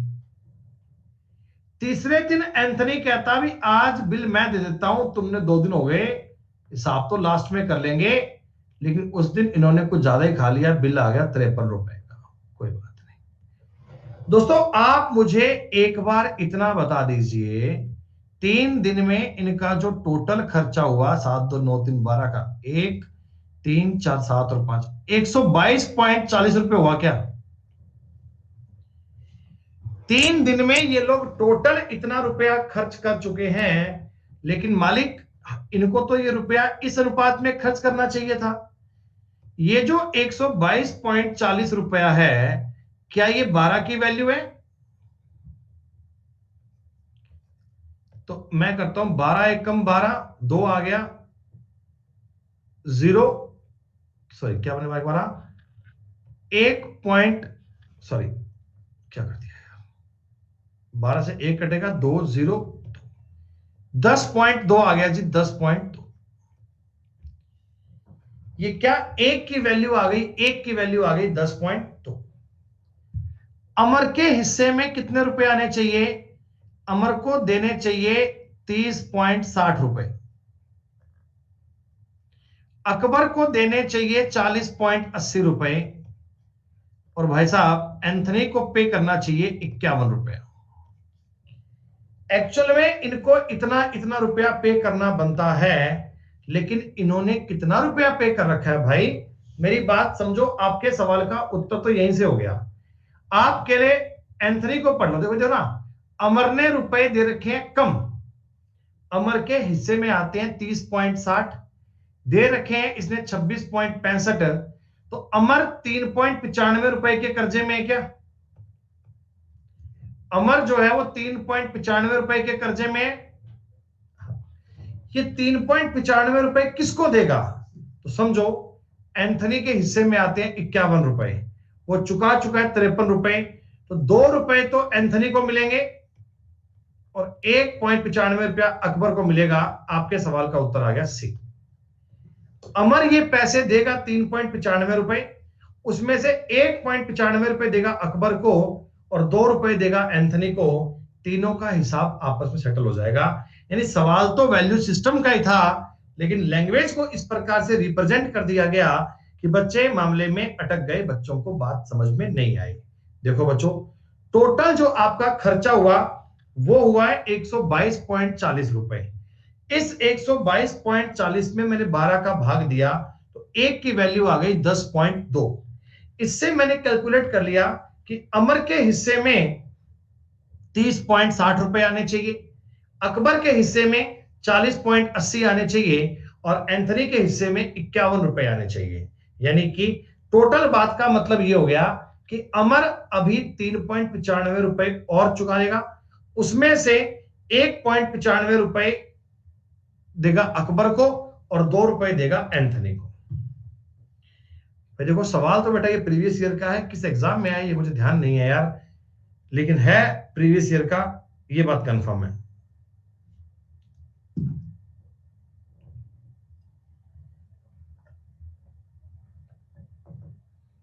ना तो डेटा मुश्किल है, ना कोई सवाल में और दिक्कत है, सब बालक कर पाएंगे इसे। ये सवाल एसएससी के पेपर का है। एक स्टॉल पॉपकॉर्न और चिप्स को 3 आकार के पैकेटों में बेचता है, big, super, large, super and jumbo. Earth land water वाला ये क्या होता है भाई? अभी दुबे,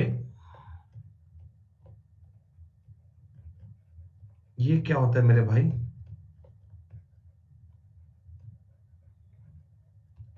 चलो, 3 प्रकार के पैकेटों में बेचता है, ठीक है। तो इस प्रकार के जो पॉपकॉर्न है ना,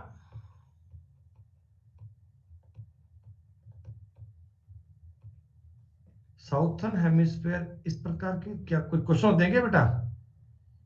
इस प्रकार के कुछ क्वेश्चन होते हैं क्या?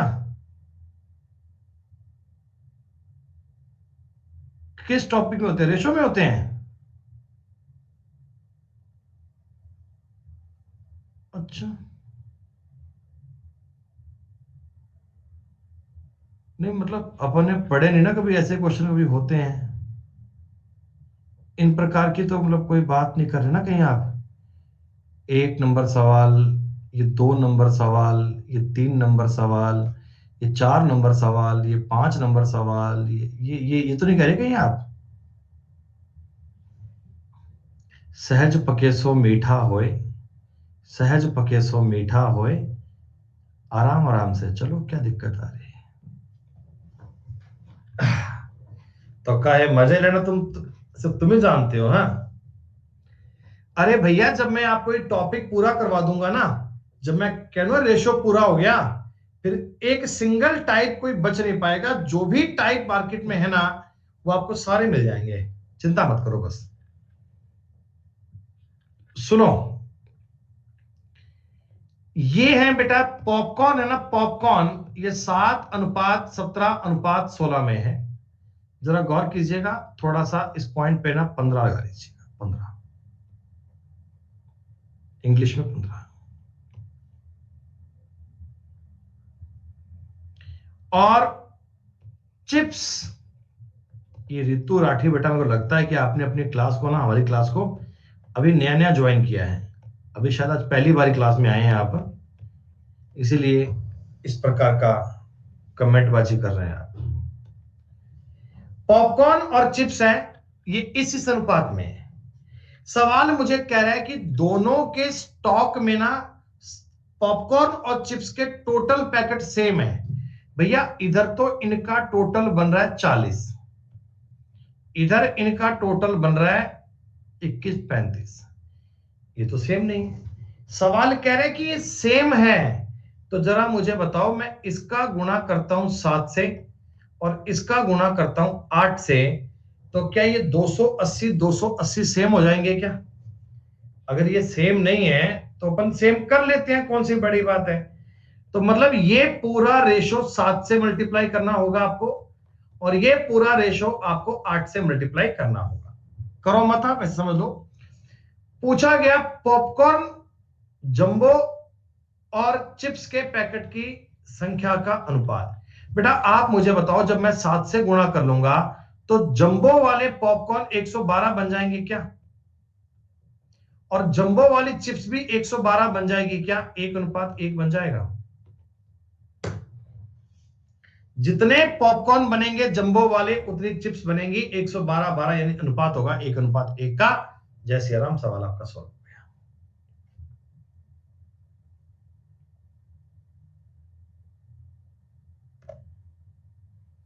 सात 8 से मल्टीप्लाई हमने इक्वल करने के लिए किया है, इक्वल करने के लिए किया है। अब ये बात तुम्हें पता होनी चाहिए कि 35 और 40 का एलसीएम 280 आता है, 280 आता है।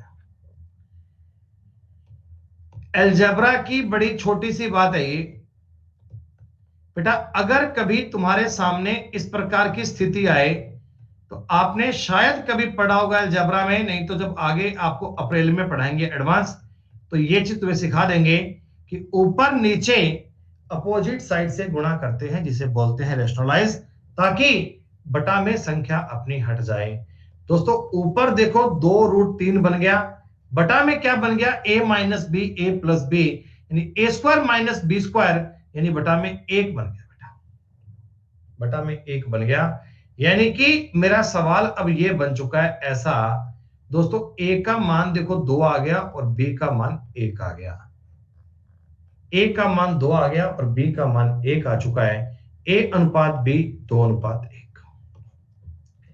रेशनलाइज करने का सवाल था साहब, सवाल डिफिकल्ट नहीं था, सिर्फ इनको रेशनलाइज करना था। करना कैसे था वो मैंने बता दिया।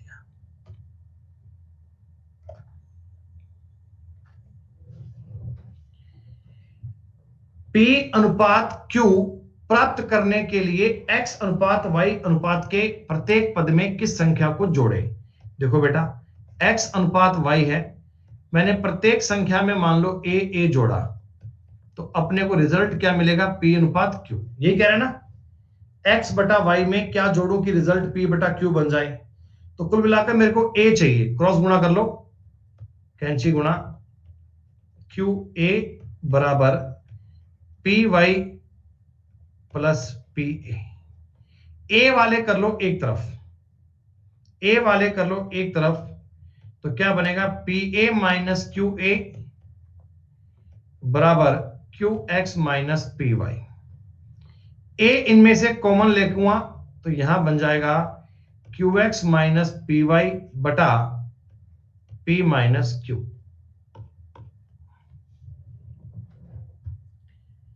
बात वही है, बड़ा सिंपल सा कंसेप्ट था ये, लैंग्वेज का बेस क्वेश्चन चल रहे हैं।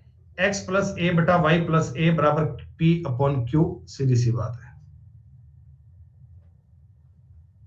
ये जब हमने आपको इनिशियल और फाइनल की क्लास स्टार्ट करवाई थी ना, तो उस समय स्टार्टिंग में जो नियम बताया था वो नियम है ये। देखो इस सवाल को ना बेटा आप इनिशियल और फाइनल से भी कर सकते हैं, हाँ, तो इसीलिए तो इनका ऊपर नाम दिया गया मिसलेनियस। स्टार्टिंग में रेशो था x अनुपात y, फाइनल रेशो बन गया p रेशो q। क्या करा, दोनों तरफ a जोड़ा, यही करते हैं। तो इसमें देखो आपका बनेगा qx माइनस पी वाई बराबर P A minus Q A, ऐसे करते ना अपन। इनमें से एक कॉमन लोगे, भाग दोगे, तो बात तो सेम बन जाएगी। देखो ये वाली इनिशियल और फाइनल वाली बात है, ये पल्ले पड़ जाएगी अगर तुम्हें बात समझ में आई। रश्मि भारती अपनी रेशियो इन प्रोपोर्शन बेटा की 8वीं क्लास है, क्या इससे पहले की 7 क्लास पूरी पढ़ते हुए आ रहे हो आप? रश्मि भारती कंसेप्ट सारे पढ़े हैं आपने, काहे मजाक करते हो यार। इनिशियल और फाइनल को तो कितना चिल्ला चिल्ला के बताया भैया। इनिशियल और फाइनल पे तो इतने सवाल करवाए हैं, इतने क्वेश्चन करवाए हैं जितने आपको किसी किताब में नहीं मिलने। बताओ, इनिशियल और ये जो साइड में मैंने किया ना, इनिशियल और फाइनल, इस पर कम से कम भी तो कम से कम बताऊं ना 30 35 40 सवाल करे होंगे। कमेंट करना कितना इजी आ जाता है ना कि सब हमने सारे सवाल किए। सुनो, ये जो सवाल है, अब ये देखो, ये ना बेटा ये क्वेश्चन होते हैं अलजेब्रा बेस। ये मैंने रेशो में एक दो सवाल इसलिए डाल दिए ताकि थोड़ा सा तुम्हें नियम समझ में आता रहे। वैसे बच्चों ये सवाल करने के लिए ना रेशो रेशो टॉपिक के साथ साथ आपको अलजेब्रा आना चाहिए। अब अलजेब्रा हालांकि आपने पढ़ा नहीं किसी बच्चे ने, तो इनमें थोड़ी दिक्कत आ सकती है। लेकिन मैंने पहले बताया था कि जो बच्चा एग्जाम देने जाता है उसको अलजेब्रा भी आता है, उसको रेशो भी आता है, तो सवाल उनके मिक्स बनाए जाते हैं ताकि आपका रिजल्ट में कोई दिक्कत ना आए। तो थोड़ी सी बातों को आप समझना कि बच्चों, मैंने आपको एक नियम बताया था कोबेंडो डिवेंडो, याद है? युगांतरानुपात। ठीक है, थोड़ा सवाल लंबा चौड़ा है, ध्यान से देखिएगा। a प्लस बी बटा में अंडर रूट बी बराबर है 4/1। यही तो मैं कह रहा हूं ऋतु राठी, अगर सारी क्लास पढ़ी होती तो ये बीच में इस प्रकार के कमेंट नहीं आते आपके। a प्लस बी अपोन में है रूट ए बी बराबर 4/1। क्या बच्चों, मैं 1 2 को इसके बटा में ले जा रहा हूं। अब ये क्यों करना है ऐसा काम, ये आप बहुत अच्छे से तब सीख पाएंगे जब तुम अलजेब्रा पढ़ चुके होंगे।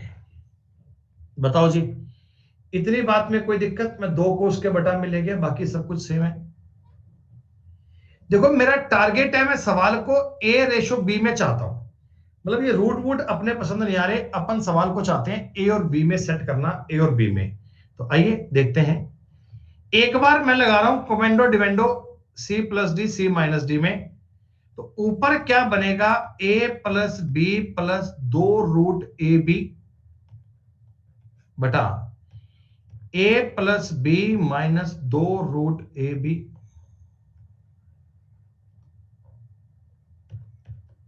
2 प्लस 1/2 माइनस 1।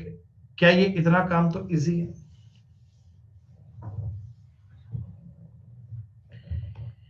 दोस्तों ये जो ऊपर वाली चीज है, इसको देखकर तुम्हें ये समझ में आ गई क्या कि root A plus root B का होल स्क्वायर है,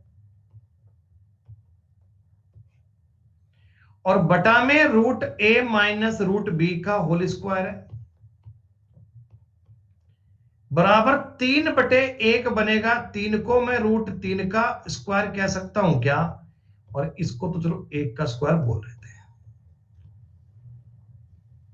कोई दिक्कत तो नहीं है।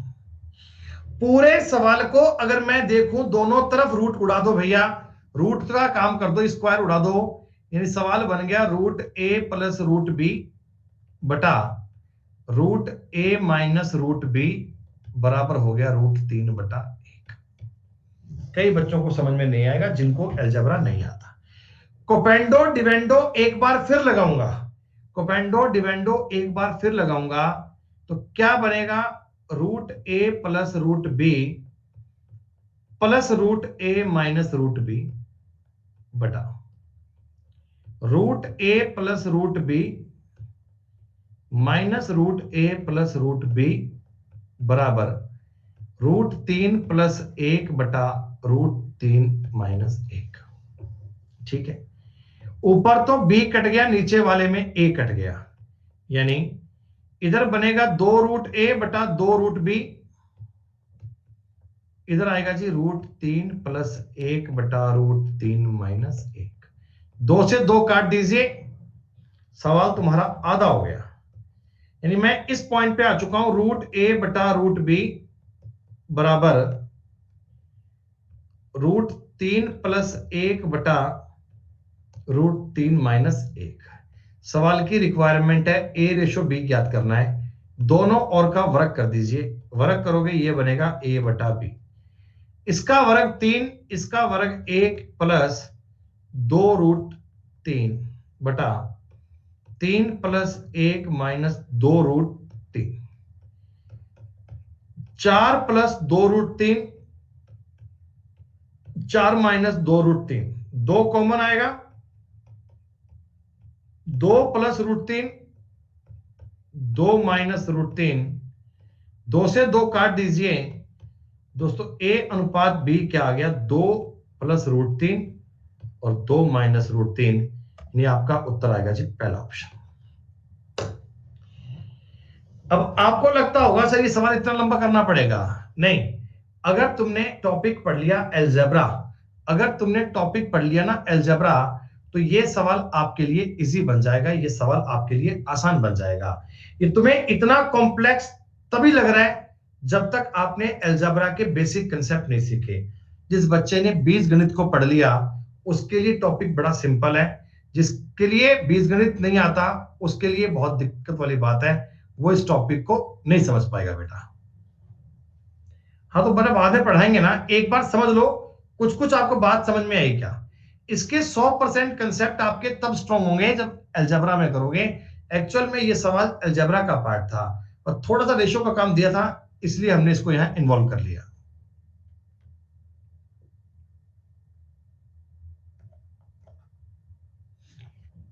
जैसे देखो, अब ना इन क्वेश्चन में सोचा करो, इन सवालों में सोचा करो कि अपने को R अनुपात H चाहिए, तो ये रूट वूट हटा के ना सवाल को सिंपल करना है। मैं एक काम करता हूं, H को यहां ले आता हूं, 2R माइनस H बराबर R² प्लस H²। दोनों तरफ का अगर मैं स्क्वायर कर दूं, देखो इधर क्या बनेगा, 4R² plus H² minus 4H, ये बनेगा a माइनस बी का होल स्क्वायर, और इधर बनेगा R² प्लस H²। सही बात है सर, कोई दिक्कत नहीं। H² से H² काट दीजिए, कोई दिक्कत नहीं है। इनमें से R कॉमन आ जाएगा क्या, 4R माइनस 4H बराबर R², एक R से एक R काट दीजिए, कोई दिक्कत नहीं दोस्तों। 3R बराबर 4H आ गया, R अनुपात H क्या आ गया, 4:3। इन सवालों को मिसलेनियस कैटेगरी में इसीलिए ऐड किया गया ना कि बच्चों ये एक एक सवाल आते हैं, कभी ये एक सवाल मतलब कुछ टाइप का आ गया, अगला सवाल किसी और टाइप का आ गया, तो इन सबको आप एक कैटेगरी में नहीं डाल सकते, थोड़ी अलग बातें हैं, थोड़ा अलग नियम है।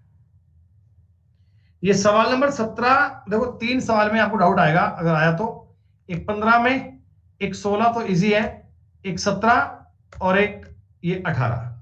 ये 4 क्वेश्चन मतलब बेस्ड ऑन अलजेब्रा थे, थोड़ा बहुत बेसिक सा ज्ञान था, बाकी सारी बातें आपको समझ में आ रही है।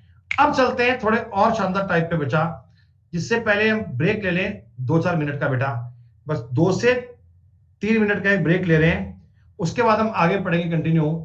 क्लास चलेगी 4 बजे तक, पूरा गेम पूरा कंसेप्ट सीखेंगे। अरे वाह, अरे बच्चों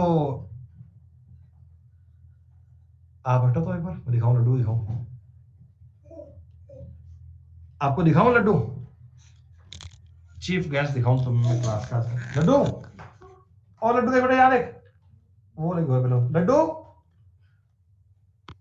बेटा यार देख एक बार, आओ आओ आओ बैलून लेके आओ। वो उससे उड़ गए बैलून, बेचारे से बैलून से खेल रहा है। चलो बेटा, हम लड्डू से मिलके आते हैं। अब 2-4 मिनट का ब्रेक लो, ये सवाल ट्राई करो, आगे मिलते हैं ब्रेक के बाद। ओए लड्डू,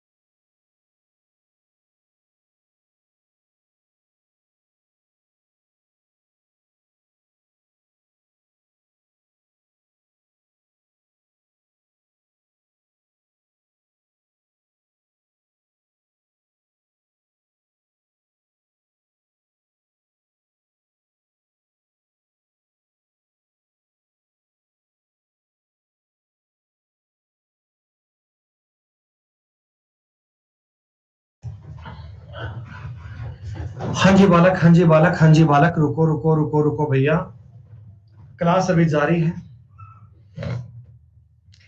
इस सवाल का उत्तर आया क्या? 19 नंबर क्वेश्चन बन पाया आपसे? बहुत बढ़िया। ओहो, कोई उत्तर कह रहा बी, कोई कह रहा सी। अरे बताओ भैया, 19 नंबर सवाल किसी का उत्तर आया?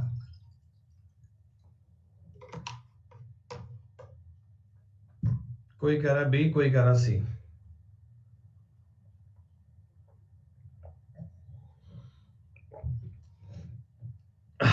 सुनो, कोई बात नहीं, समझ लो, एक सवाल समझ लो। तुम एक दुकान पर गए, वहां पर ए ब्रांड की शर्ट है और कुछ बी ब्रांड की शर्ट है, ठीक है। आपने कहा ब्रांड ए वाली तो 4 शर्ट दे दो और ब्रांड बी वाली कुछ शर्ट दे दो। कुछ कुछ का मतलब क्या? ब्रांड बी वाली आपने ले ली एक्स शर्ट, सही बात है। ब्रांड ए के शर्ट का मूल्य है ब्रांड बी के शर्ट के मूल्य का दुगना है, यानी रेट का जो रेशो है ना, वो 2:1 है। बच्चों, ये तो रेशो है क्वांटिटी का और ये रेशो है रेट का, है ना। 4x और 2:1। टोटल जब बिल बनाएंगे तो बिल क्या 8 + x रुपए का बनेगा क्या? टोटल बिल की वैल्यू इतनी बननी चाहिए क्या?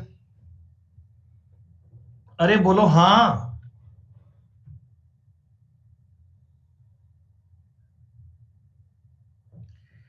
लेकिन दुकानदार ने जब वो ऑर्डर प्राप्त किया ना, तो देखा कि दोनों ब्रांड आपस में बदल गए।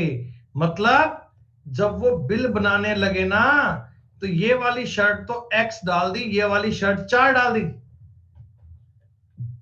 रेट तो वही था, 2:1 ही लगेगा।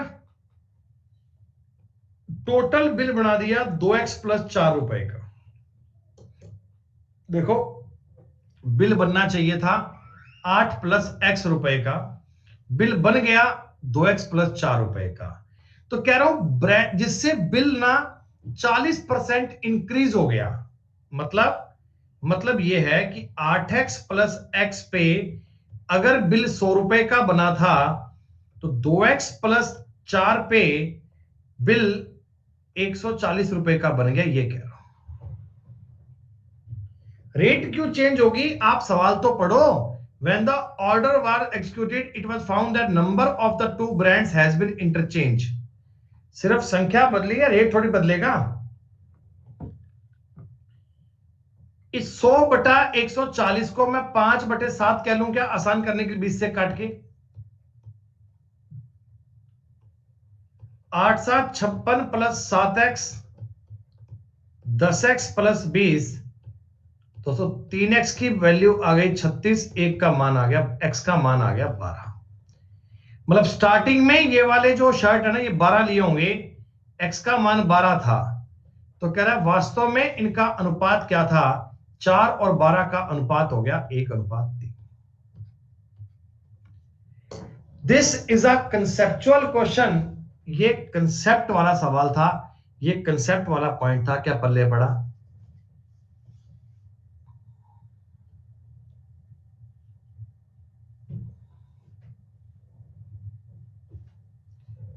अच्छा, डिट्टो इसी प्रकार का बेटा एक सेम सवाल और है। डिट्टो इसी प्रकार का एक सेम सवाल और है, वो भी करके बताओ। ये सेम आप कर लोगे भाई।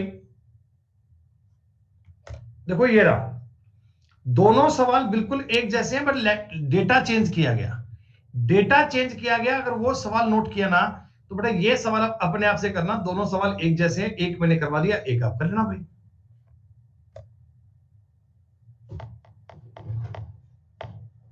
ये तो सवाल हम वैसे बहुत कर चुके हैं बेटा इनिशियल फाइनल का।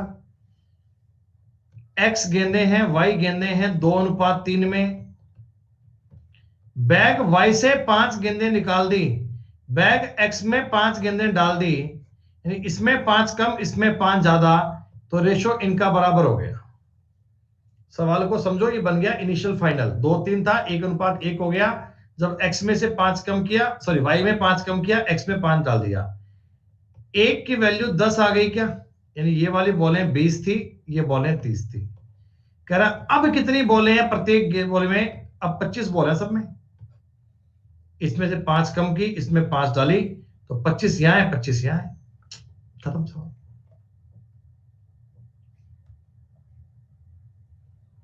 Very good. अब तक की क्लास में पूरे 20 सवालों में से मैंने एक केवल 20वां ही ड्रॉप किया था, ये मानते हुए कि एक सवाल तो बच्चे आप कर लेंगे, लेकिन तुरंत कमेंट किया कि सर 20वां तो करवाओ, एक क्यों छोड़ दिया एक हमारे लिए, हम थोड़ी करेंगे। 19वां करवा दिया गुरुजी आपने, 20वां छोड़ दिया, कोई मजाक थोड़ी है सर। 20वां करवाओ पहले, हम क्यों करेंगे भाई। सही बात है, रुचि तुम्हारी, वाह भाई वाह। मैं रोता चिल्लाता आया हूं भैया कि 19वां मैंने कर दिया, 20वां खुद कर लेना, पर नहीं भाई साहब। एक बार सवाल पढ़ के बताओ, सवाल कर पाओगे? बड़ा सिंपल सवाल है। 5 लाल गोलियां खो गई, लेकिन नीली गोलियां तो सेम है। क्या इस सवाल में नीली गोलियां सेम कर पाओगे क्या? ऐसे सवाल पहले बहुत कर चुके हैं अपन।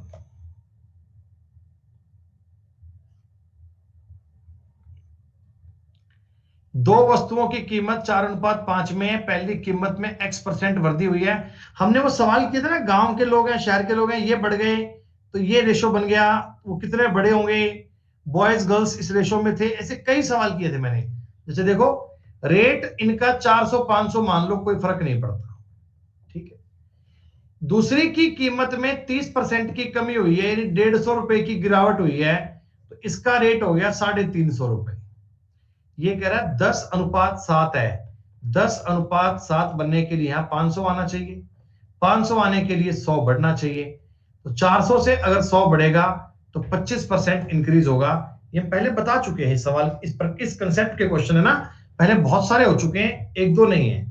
अभी जो कुछ नए कंसेप्ट है वो सीखो पहले आप, जो नई नई बातें है ना पहले वो सीखो आप एक बार, नहीं तो कोई बात नहीं, डाउट लाएंगे आपके। Sachin bought 1.5 kg fresh grapes. Sachin 1.5 kilogram ताजा अंगूर लाया। The ratio of water is pulp was 4:1। इसमें पानी और गुदा 4:1 के अनुपात में था। नटखट बच्चों ने अंगूर को कुचल दिया, पानी बर्बाद हो गया। अब पानी और गुदा 3:2 में है, तो कुचले गए अंगूर की मात्रा क्या होगी? बच्चों अंगूर आपने कुचल दिए, अंगूर तुमने तोड़ मरोड़ दिए, फेंक दिए, तो उनका जो पानी वेस्ट हुआ है ना बेटा, जो उनका पल्प है, पल्प वो तो सेम रहा होगा। क्या बताओ, पल्प तो उतना ही बचा है ना। तो आप एक बात बताओ, तुम्हारे पास, मैं इसे ग्राम में कर लूं क्या, आसान रहेगा, और कुछ नहीं, पॉइंट वर्ड से मुक्ति मिल जाएगी। 1500 ग्राम अंगूर थे, 1500 ग्राम, इनमें पल्प 1/5 था क्या, यानी 300 ग्राम पल्प था क्या, 300 ग्राम।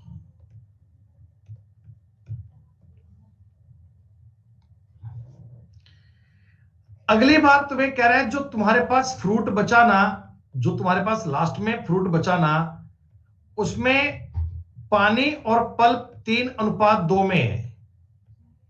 पल्प तुम्हें पता है 300 ग्राम है,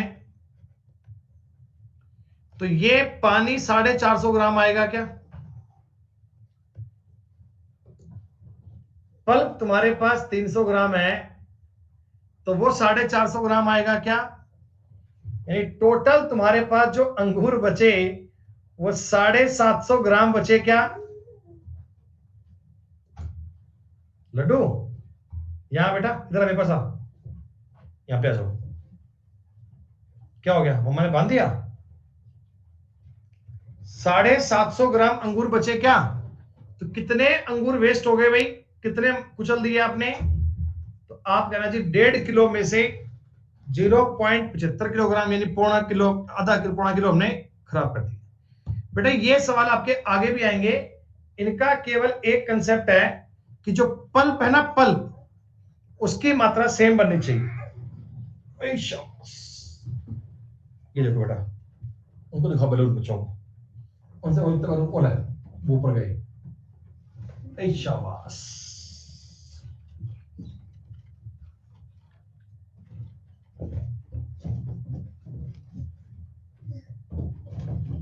हाँ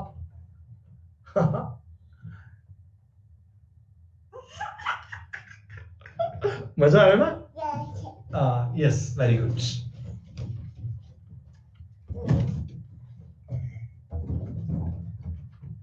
हंस के देखो,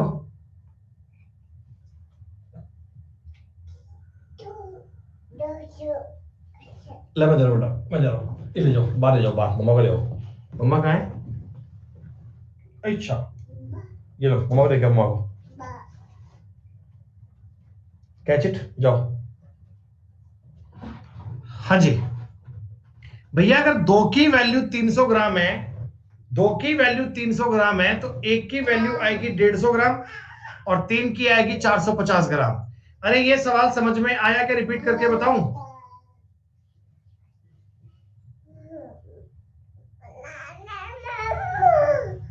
बड़ा सिंपल है यार, मतलब आपने ना ग्रेप्स का जो पल्प है ना, पल्प मतलब जिसे बोलते हैं गुदा, वो सेम रखना है बस।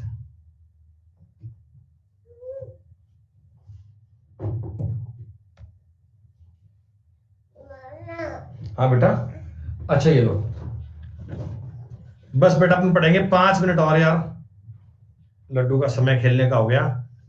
4 बजे से लेकर 5:30 बज सकता है, मतलब लड्डू के 1.5 घंटा इसे खेलते हैं हम। तो गुड़िया मांग रही है टाइम कि पापा समय हो गया, चलो। हाँ भाई, चलो बेटा, हाँ आज रीजनिंग की क्लास होगी बेटा, पक्का होगी, 6 से 8 अब क्लास आपकी। सुनो भैया, ये 25वां सवाल आप कल करेंगे, छोड़ो इसको। 26, 27, 28,